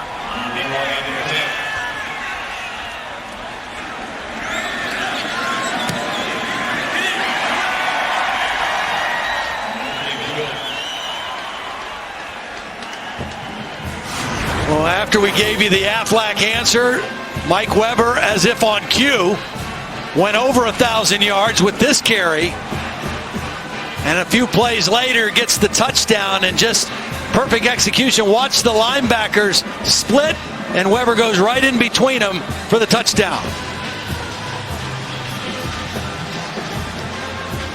And that 4-play drive that took only 1:46 with a big 52-yard run. It looked a little more like the Ohio State team that we've seen in recent weeks. The team that scored 124 points in the last 2 games in quick order. Holly?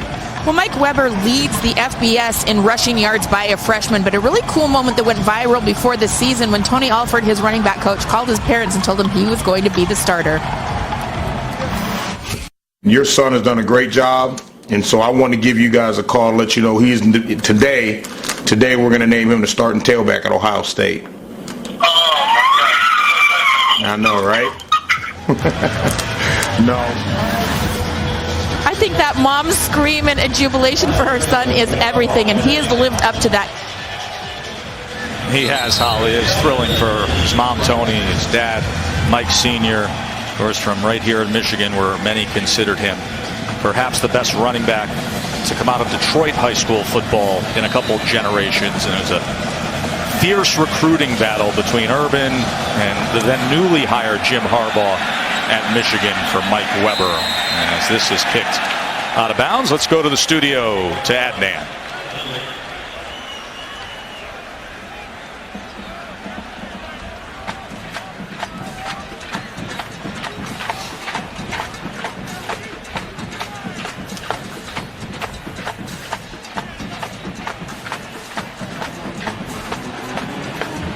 Kickoff out of bounds. Kicking team. Ball be placed at the 35. And as we've learned, anything can happen. That Indiana team gave Penn State a back and forth fight a week ago. Yeah, they can score. Do a lot of creative things on offense. You have to score to beat them. Be interesting to see Michigan with their new quarterback, John O'Korn, today.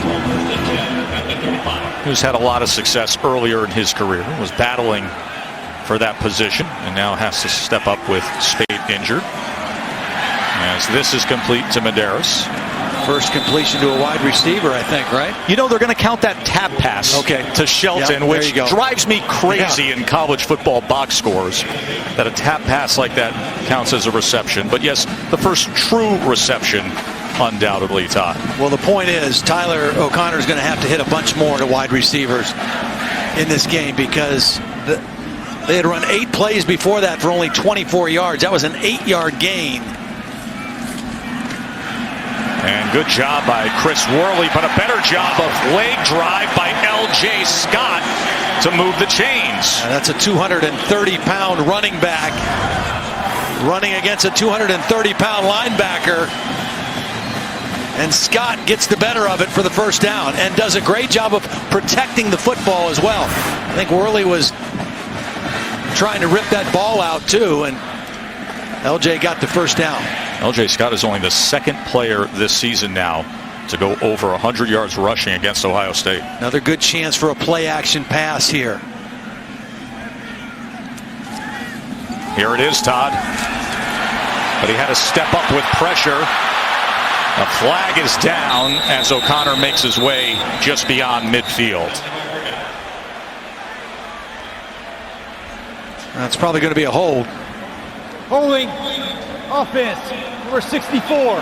10-yard penalty, repeat first down. He's working on Raekwon McMillan.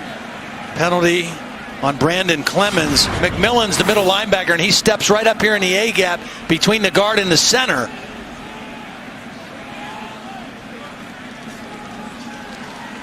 And at the end of the play, Clemens grabs the jersey and doesn't allow McMillan to go after the quarterback. So that backs him up to a 1st and 20. McMillan coming off a double-digit tackle game, had a forced fumble and a sack last week. He's been so consistent and productive for this exceptional Buckeyes defense. They go a little orbit motion, try to come back and set up the screen to the near side, but that was blown up every which way. Jerome Baker getting involved.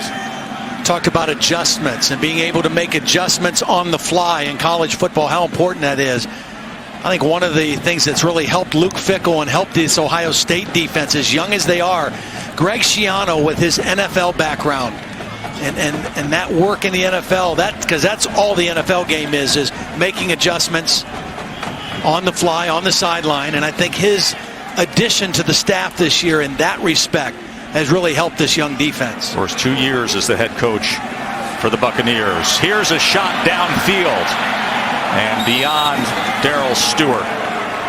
Schiano and Luke Fickell, the defensive coordinator, sharing the duties for the Buckeyes, and now they'll be able to pin their ears back and come after him on 3rd and 20.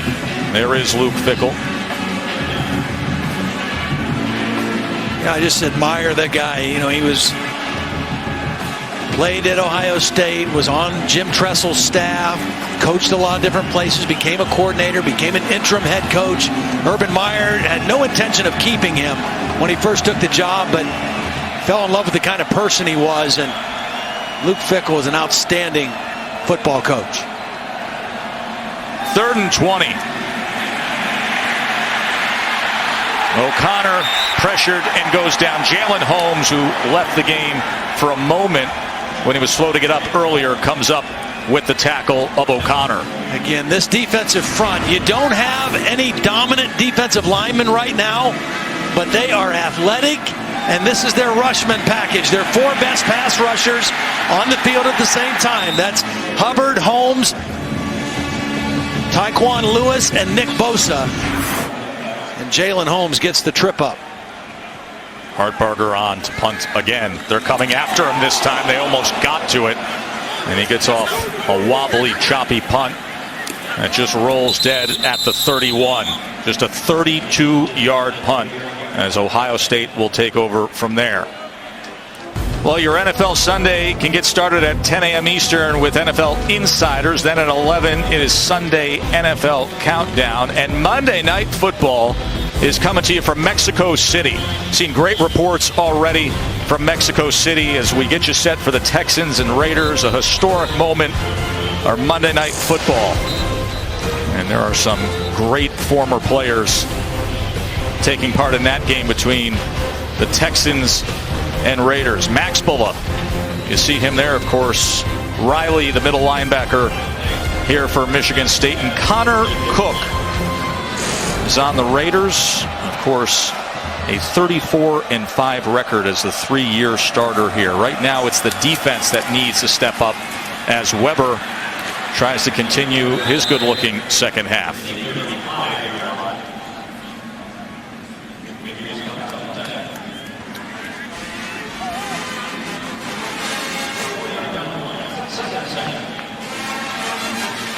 Yeah, this Weber Michigan, over 100 yards today, Todd, averaging 9.3 per carry.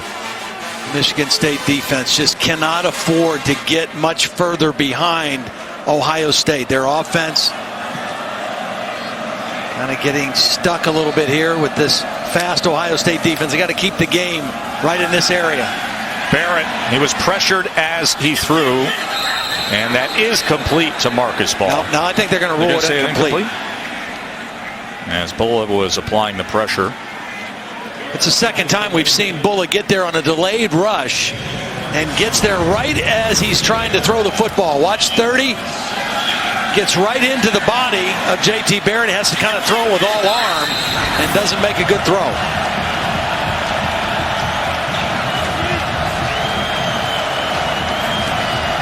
.200 career tackles now for Bulla. Fourth member of the multi-generational Bulla family. The legacy continues here, and you saw Chris Fry get the jump as both sides pointing to the other. Ball start. Illegal snap. Offense, number 65. 5-yard penalty. Repeat third down. So they will tag that against the Buckeyes. Back them up on third down.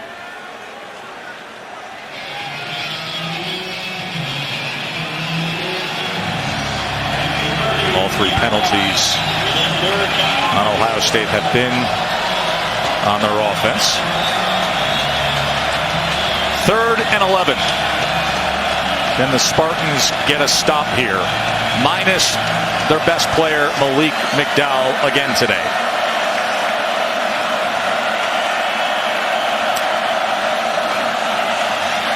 Barrett over the middle, complete to Samuel, but gang tackled by Cox and Nicholson. Yeah, two things on that play. Number one, Michigan State obviously locked in to where number 4 is.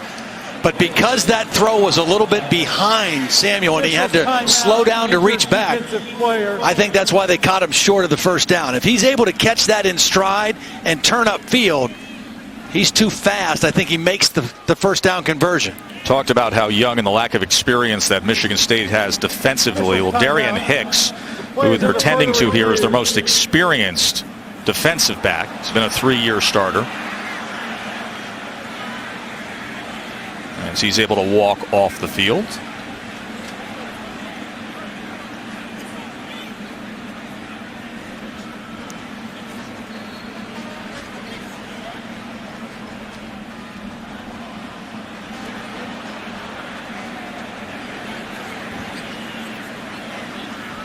I think this is something that's new to college football in recent years, as we have a medical observation review. Bill Lamagnier, what can you detail for us on that? Well, it didn't look like there was any problem over the catch and the spot that they do it. There's no foul to play. Number 7 must leave for medical attention. 4th down. So they say number 7, Demetrius Cox, is going to have to leave the game here. One of the things that they're doing now when they have an injury in that, between the officials on the field and the replay booth and the medical observer, if there's any potential chance of an upper body injury, they're starting to review those now just to make sure there wasn't something with targeting involved, and as on that case there wasn't. Well, there's the contact between the receiver and the safety. Cox, just a slight pause at the end of the play. Just, hey, err on the side of caution. There's nothing wrong with that at all. I think it's a good thing that they've implemented with that. We're looking out to protect the players in the game. Absolutely. Got a grip on that face mask as well there. So Johnston on to punt.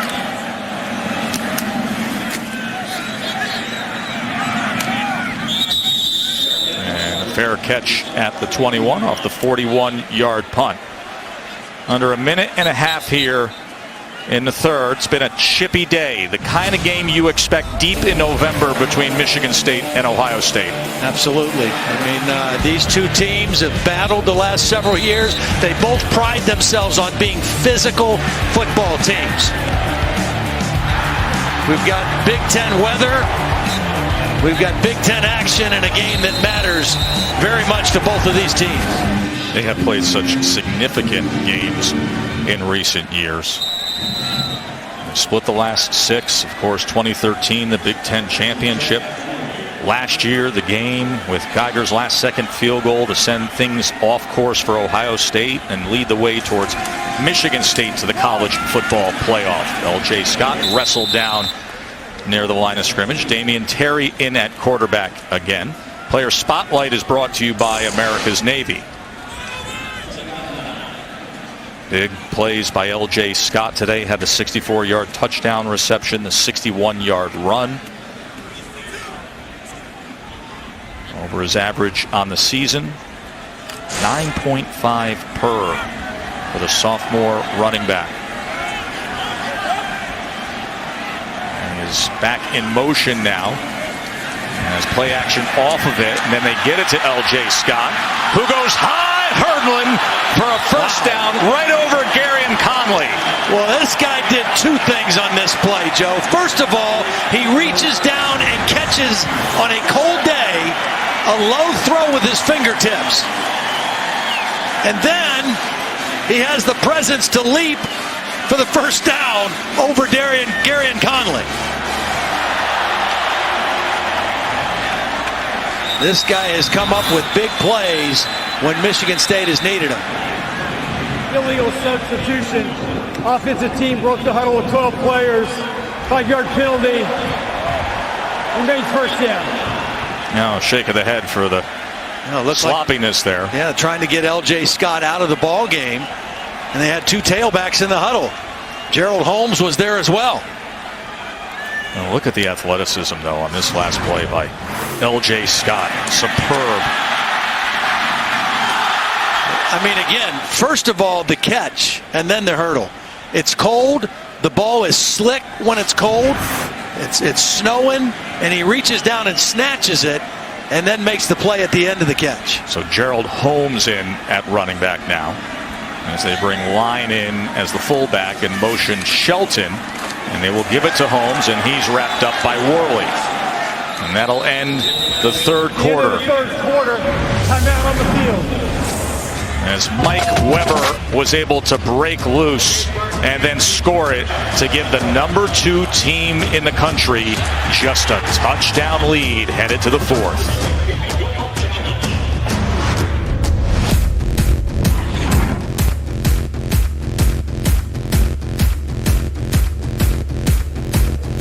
Ohio State now, they are just saying, look, we don't respect the pass game. We are going to crowd the line of scrimmage. We're going to run blitz. We're going to get more guys up around the ball than you can block.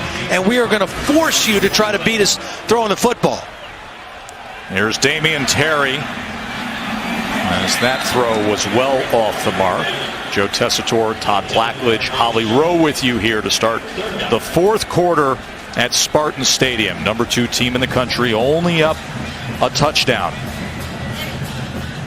These third and longs don't help if you're Michigan State's offense. You got to stay ahead of schedule so you don't play into the hands of this pass rush in this talented secondary.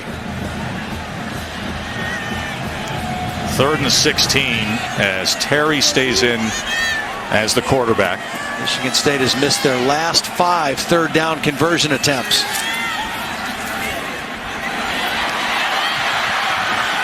And that's going to be short of the necessary yardage as he finds Price. So Urban Meyer here with a 7-point lead.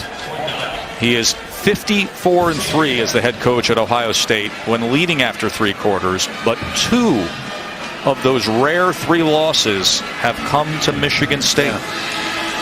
Amazing record everywhere he's been. I think it's just as amazing. He's 2-2 against Michigan State and 36-1 against all other Big Ten opponents since he's been the head coach of the Buckeyes. This is a fake right here. Can they get there? Yes!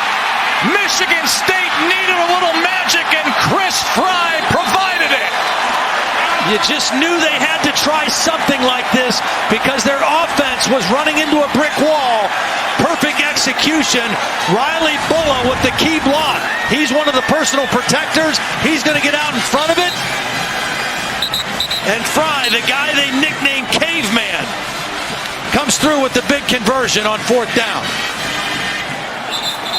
That referencing the fact that they say he's a throwback, the kind of guy that would have been comfortable playing in the 70s. Hard-nosed football player who comes up with a big one. 25 yards on 4th and 6, the fake punt. They needed a little something. Now can they deliver on it?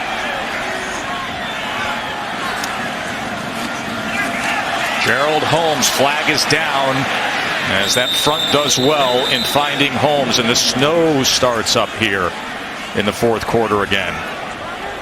Holding, offense, number 64. 10-yard penalty, repeat first down. Again, it's Clemens trying to contain Raekwon McMillan. Ohio State run blitzing with their inside linebackers, and the speed and quickness of these linebackers is causing a problem. Here's McMillan. He's going to time the snap. He's on a run blitz. And Clemens just instinctively reaches out and grabs him. 3rd offensive penalty for Michigan State this half. Damian Terry at quarterback in 1st and 20. End around here, R.J. Shelton. Well pursued, staying at home was Jalen Holmes. Yeah, just perfect defense by Jalen Holmes. He had to set the edge to the defense. He didn't get fooled. Here he is right here on the edge. He's just going to stay right here and send it back inside.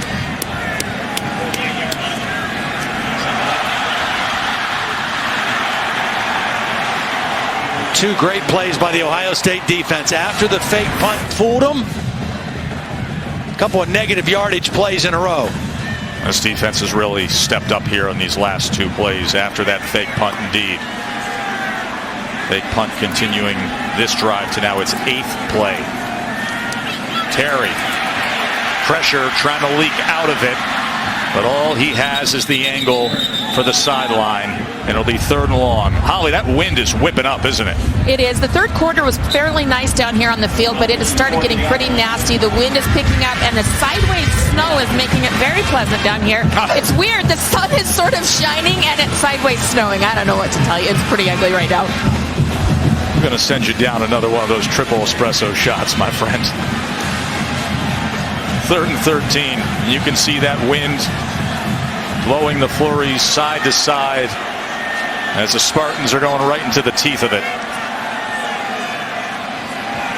Terry out of the gun, pressured, down. They got to him, including Sam Hubbard and Tyquan Lewis. 1st sack of the game for Ohio State. Yeah, the 2 ends, again, 3rd and long. They just pin their ears back. Lewis in a sprinter stance, Hubbard on this side, and it's a race to the quarterback. Hubbard had the easier task working on a tight end, but Tyquan Lewis was the first one there. You know, I sit there and I look at those last 3 plays, Todd, and I wonder, after you have the fake punt, the 25 yards, do you take a shot instead of what that call was on 1st down? And then you get backed up. Just would have set a different tone after such a risk-reward moment of what could have been for Michigan State. So Mark D'Antonio, Roy 30 on ESPN. Dave Pasch and Tom Luganville, Greg McElroy will have that game over. John O'Korn expected to start for Michigan. And Michigan, you look at the Big East, the Big Ten East standings, and remember, they control their destiny if they win their last 2 games. Got Indiana today, and then of course at Ohio State. Not an easy task. A lot still can happen to see who ends up in the Big Ten championship game.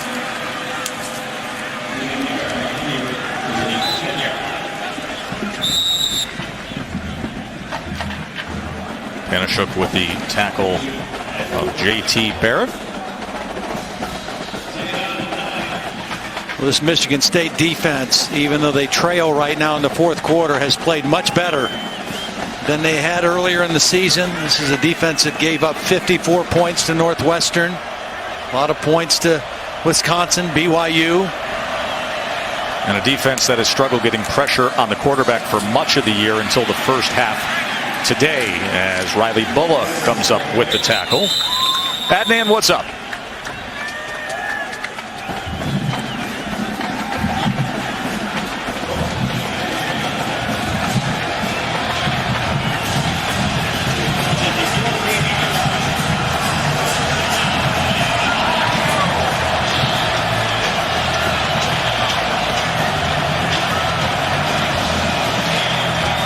Of course, the big one in the Big 12 will come tonight with Oklahoma at West Virginia. That is the primetime game on ABC.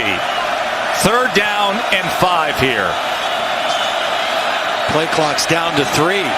Urban Meyer's going to have to call a timeout. And it hit double zeros. Yeah, J.T. Barrett lost track of the clock, trying to change the play at the line of scrimmage, and I think Urban Meyer got the timeout call. Timeout, Ohio State. They've been in a fight all day with a familiar foe in recent years of these kinds of battles. 17-10 facing a 3rd and 5. They've missed on their last 4 third down attempts. 3rd and 5 for Barrett and company. Quick strike beyond Paris Campbell. Well, probably a catchable pass, but here's the problem.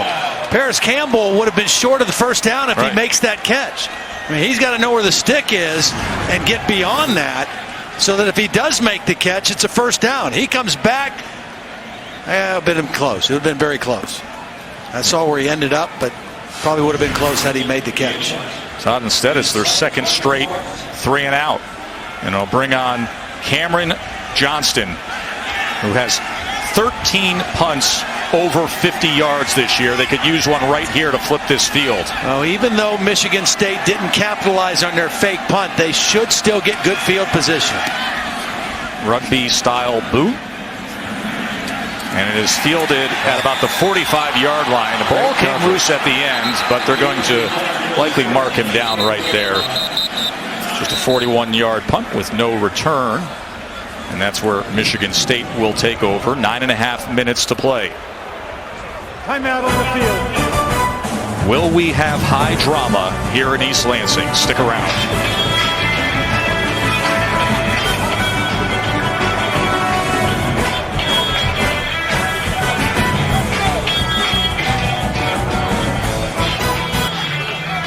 ESPN College Football, brought to you by Wendy's. Always fresh, never frozen beef. They didn't ask a lot of him, but now maybe they need to down the stretch. Yeah, only 7 of 12 throwing it last year. L.J. Scott again gets loose, and a good jump play for the Spartans. Well, it's been kind of get stuffed, and then hit a big play. L.J. Scott, watch the blocking here by the fullback and the tight end, Josiah Price. 2 big blocks there, and L.J. Scott off to the races again. And again, you've got to make some plays throwing the football. I think a great situation here for a play action and take a shot for Michigan State. Tyler O'Connor has got to step up and make some big-time throws here in the 4th quarter. There's Scott. Another good run. Turns it ahead inside the 25 for 6 well-earned yards. Michigan State could have got called for a hold on that time. Cole Chewins, the left tackle, pulled on it on that play and got away with one. They've gotten called for a couple holds already in this second half. But they're ahead of the sticks, which they have not been much with the football here this second half. 2nd and 4. See if they can stay on schedule trying to tie up this game. He gets to the edge. He'll have another first down, and he's inside the 15-yard line. Same play to the left that they ran earlier. Again, you've got the tight end and the fullback. Josiah Price, 82, the fullback. Prescott line out in front of the play. And they get to the edge on this Ohio State defense.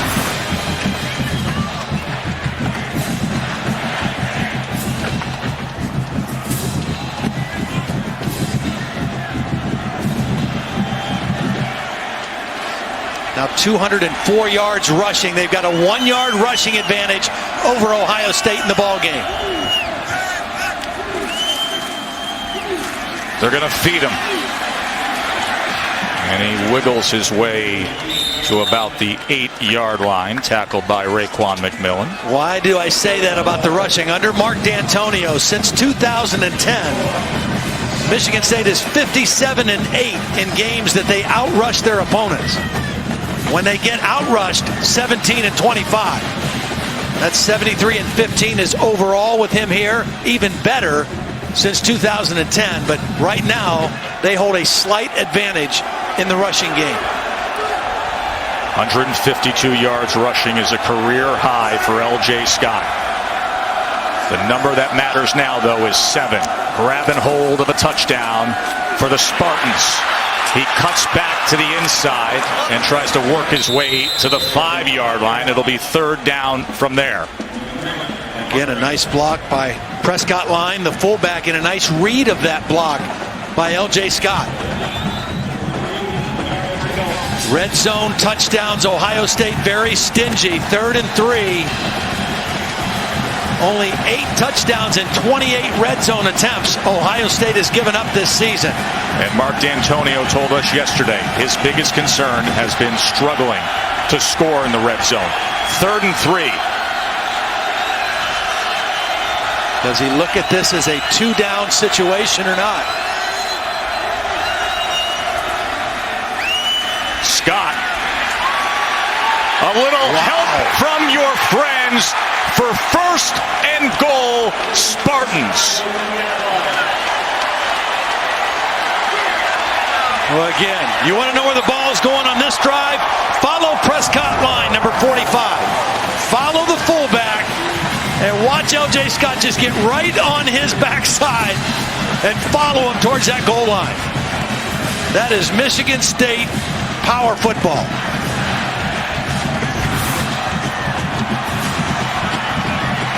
Six straight runs for L.J. Scott. I got to believe he's getting it number 7 also.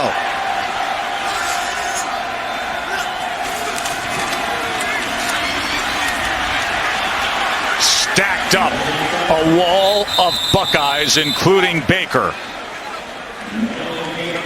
Well, this play was made by number 67, Robert Landers. The smallest guy up there among all offense and defensive linemen. He got such quick penetration, he knocked the center over and right into the backfield. That was an incredible play by the freshman, Robert Landers. 2nd and goal. Under 5 minutes to play. Spartans looking to tie it up against the 2nd-ranked team in the country. And what do we have here? L.J. Scott.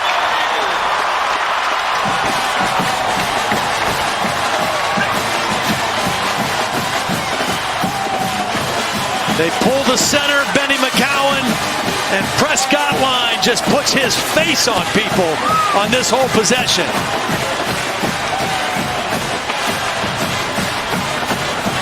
I think they're going for 2 here. Michael Geiger is not out on the field. With 4:41 to play, Mark D'Antonio is going for 2 to try to take the lead. Here it is, folks. Will we have disruption to the playoff rankings? O'Connor to the end zone. And that is intercepted. The 2-point conversion fails. Eric Smith corrals the ball. Well, they tried to get it quickly to Jamal Lyles, number 11. He was open for an instant, but this defense is so fast. Watch number 11. He's open right there, but he's not going to stay open very long. And the ball's intercepted. And Ohio State is going to cover all 4 of them. right as he's ready to throw. Look at him. They are all dead on this play. And he has nowhere to go with the football. I mean, that is good disciplined defense by the Buckeyes. After giving up the touchdown, no letdown in their concentration, and they snuff out the 2-point conversion play. A 2-point conversion called by Mark D'Antonio. A team that had lost 7 straight is playing without their best defensive player. He's probably wondering how many knocks on the door will I even get, and he decided to go for it, try to take the lead here with just over 4.5 minutes to play. Squib kick from Cronin, as it'll be settled in at the 37. Adnan, what's up?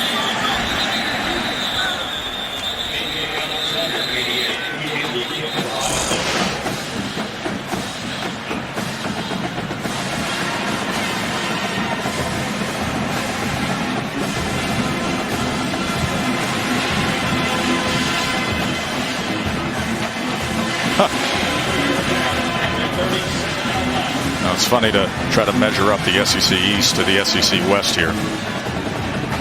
Joe, I don't have a problem with the squib kick, but don't you want to drive that thing a little bit deeper? Yeah, you really don't want to hit the ground in the first 20 yards there, get it past that first line without making contact so that it has a chance to become chaotic and drive down the field. Instead, Ohio State with field position at the 37.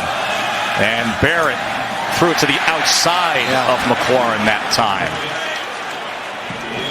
JT Barrett just not on point today throwing the football. Obviously the wind playing a factor, but now 10 of 22 and only 86 yards worth of completions. Ohio State only 113 yards in the second half of offense, and 52 of that came on one play.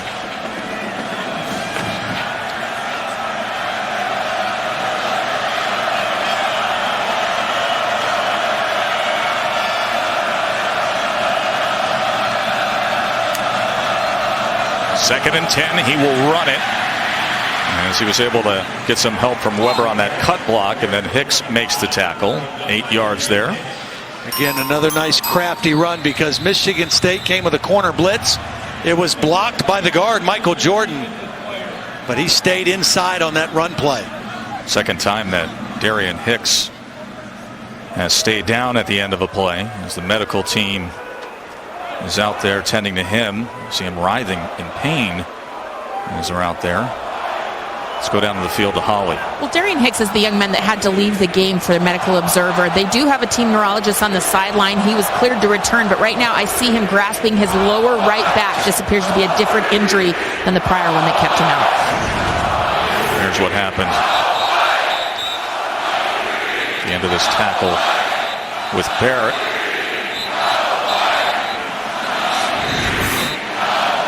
So he will step off, as it'll be 3rd and 2.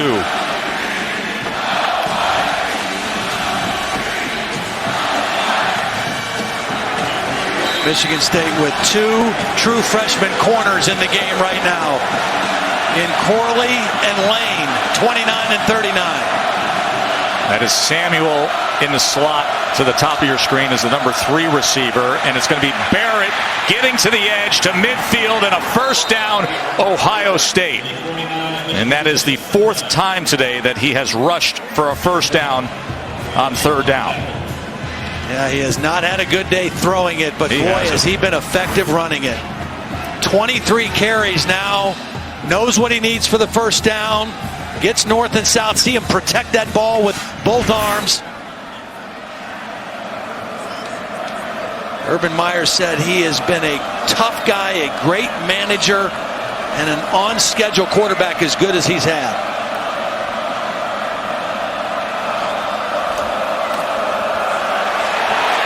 Weber, the pursuit got to him. As Andrew Dowell lost a 6, penalty flag is down.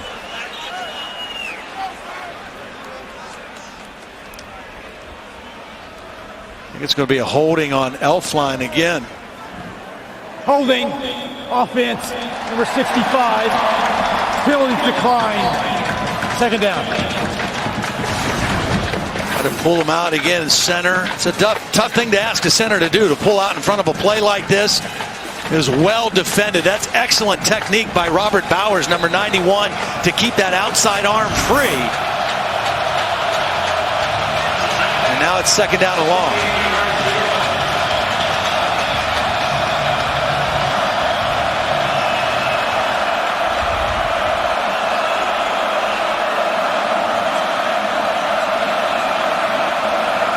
J.T. Barrett trying to utilize as much of the clock as he can. Michigan State with 2 timeouts remaining. Trying to tuck and run, spins free. Somehow a flag is down. This could be coming back no matter the fact that they missed him. Just outstanding run. I think they're going to get the right tackle this time. Isaiah Prince. Holding. Offense.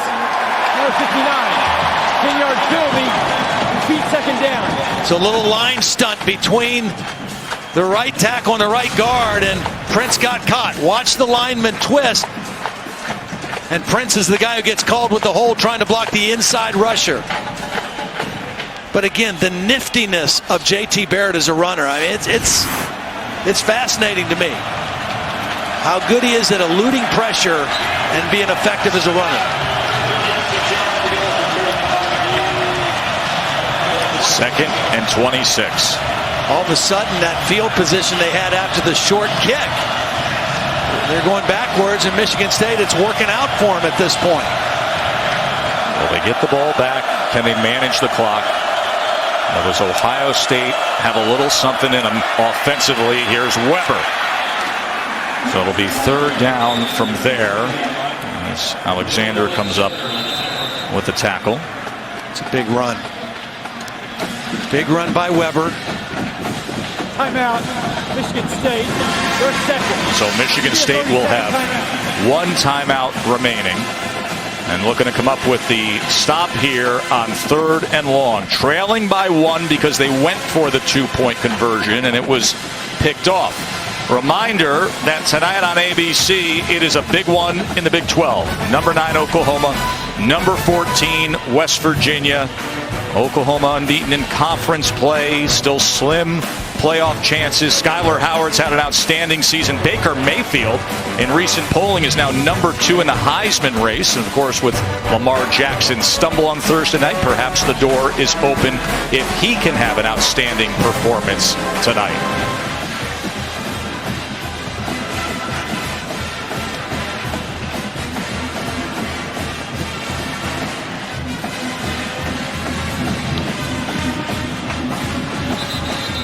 There is the man who took care of business last year.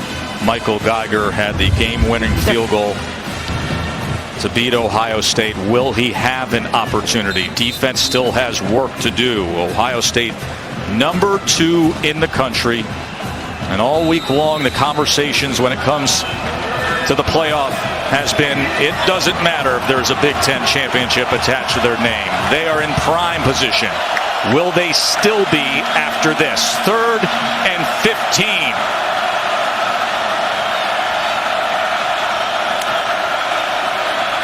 Barrett's going to run. And he is taken down well short. Demetrius Cox.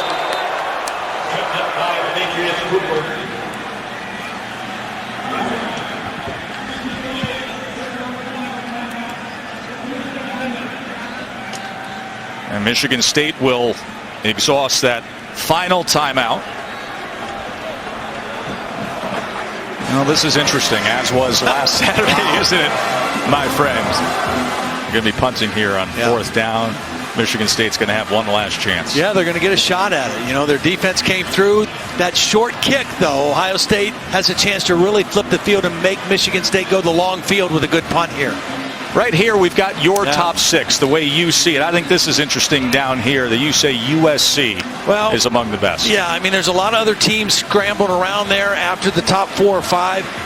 What I've seen out of USC, and the way I look at it is, how are they playing now? Who would I want to play now? Who would I not want to play? And how, if these teams played each other, who do I think would win? I think USC is one of the best 6 teams in the country right now. I completely agree with you. Sam Darnold at quarterback. There is no doubt in my mind, and we saw them a few weeks ago. I don't think anybody would want a piece of them. As Johnson will try to pin this. And he's got a shot but then it goes into the end zone for the touchback. So 2:04 to go, and Michigan State back on offense. Let's go to the field to Holly. Well, a year after being in the college football playoff themselves, Michigan State fallen on hard times, a 3-7 record. But the players said even after the losses started piling up, they never gave in. Josiah Price said, you know, when you start losing, the ugly shows up in teams. But our guys stuck together. The leadership kept the locker room strong. Tyler O'Connor, another senior on this team, said the oneness, the familyness, the toughness of this team never deserted us. And now they have a chance to drive the length of the field and try to beat the number 2 team in the country. They don't believe they're a 3-7 team, and they're showing that today. Well, and Holly, the seniors you mentioned, those are the guys that need to step up and make plays now. L.J. Scott has done his part, but Tyler O'Connor, Josiah Price, R.J. Shelton, 3 guys that were honored on senior day today, they need to step up in this drive and make some plays. Let's see what they have in them here. Tyler O'Connor. How will they start it off? Pressure, fumble, ball loose, still loose, fighting for it. I think O'Connor pulled it back in, but Tyquan Lewis disrupted everything, and the clock will count down with no timeouts remaining with Michigan State. Yeah, Cody Keeler, the right tackle, just got overmatched on that play. The speed rush. O'Connor now from inside his 5. That's a wobbly one downfield, and it is intercepted by Garyon Conley.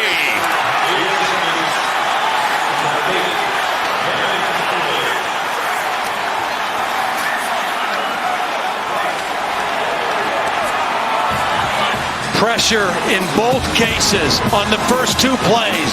First play, here comes Tyquan Lewis for the sack. They got their rushman package, their 4 best pass rushers. The ball's knocked loose, 2nd and long. Now watch Jalen Holmes come in here and disrupt this second play. Right in the face of the quarterback.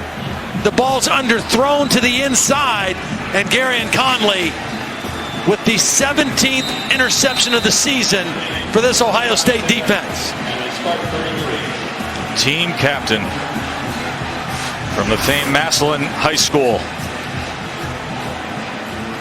And Ohio State is going to dodge this threat.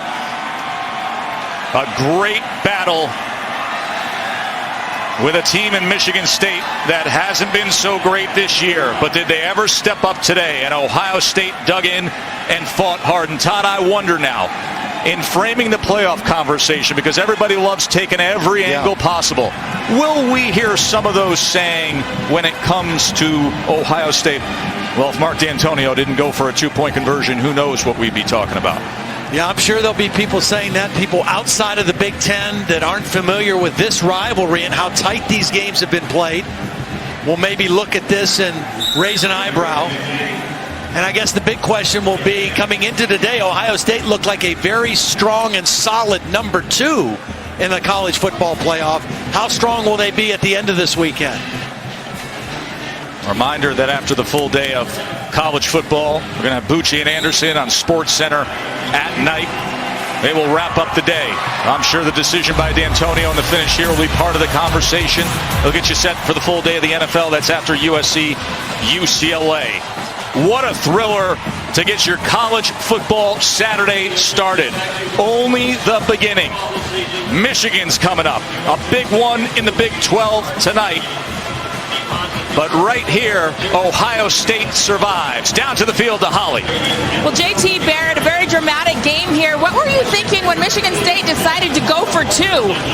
I really wasn't worried. Understand that we put ourselves in these situations all the time. Coach Myers does a great job getting us prepared, and our defense was going to do their job. For you today, you had to be a great decision maker in these difficult conditions. How were you able to do such a great job running the ball and knowing when to give it up? That's something we practiced. We knew throughout the week that it was going to be rough coming up here playing this little snow. And the biggest thing was the wind. So just make sure, like you said, make great decisions and protect the football. I know Coach Myers said he has not addressed the college football playoff with any of you guys, but you know that now a game against Michigan looms large. How do you approach this week? We're going to face it like a rivalry game. You know, it's going to be high emotion, high intensity type of game. That's a great football team over there. So with that, we're just going to prepare and practice like any other game. Thanks, JT. Thank you. Go Bucks. Now the Bucks will go forward. 10th win of the year. Well, with under 5 minutes to play, this is what it came down to. A lot of time left. Defense playing fairly well, but Mark D'Antonio went for the two-point conversion. Ohio State defended it perfectly. There were 4 possible receivers. All 4 were covered. And they don't take the lead with that play.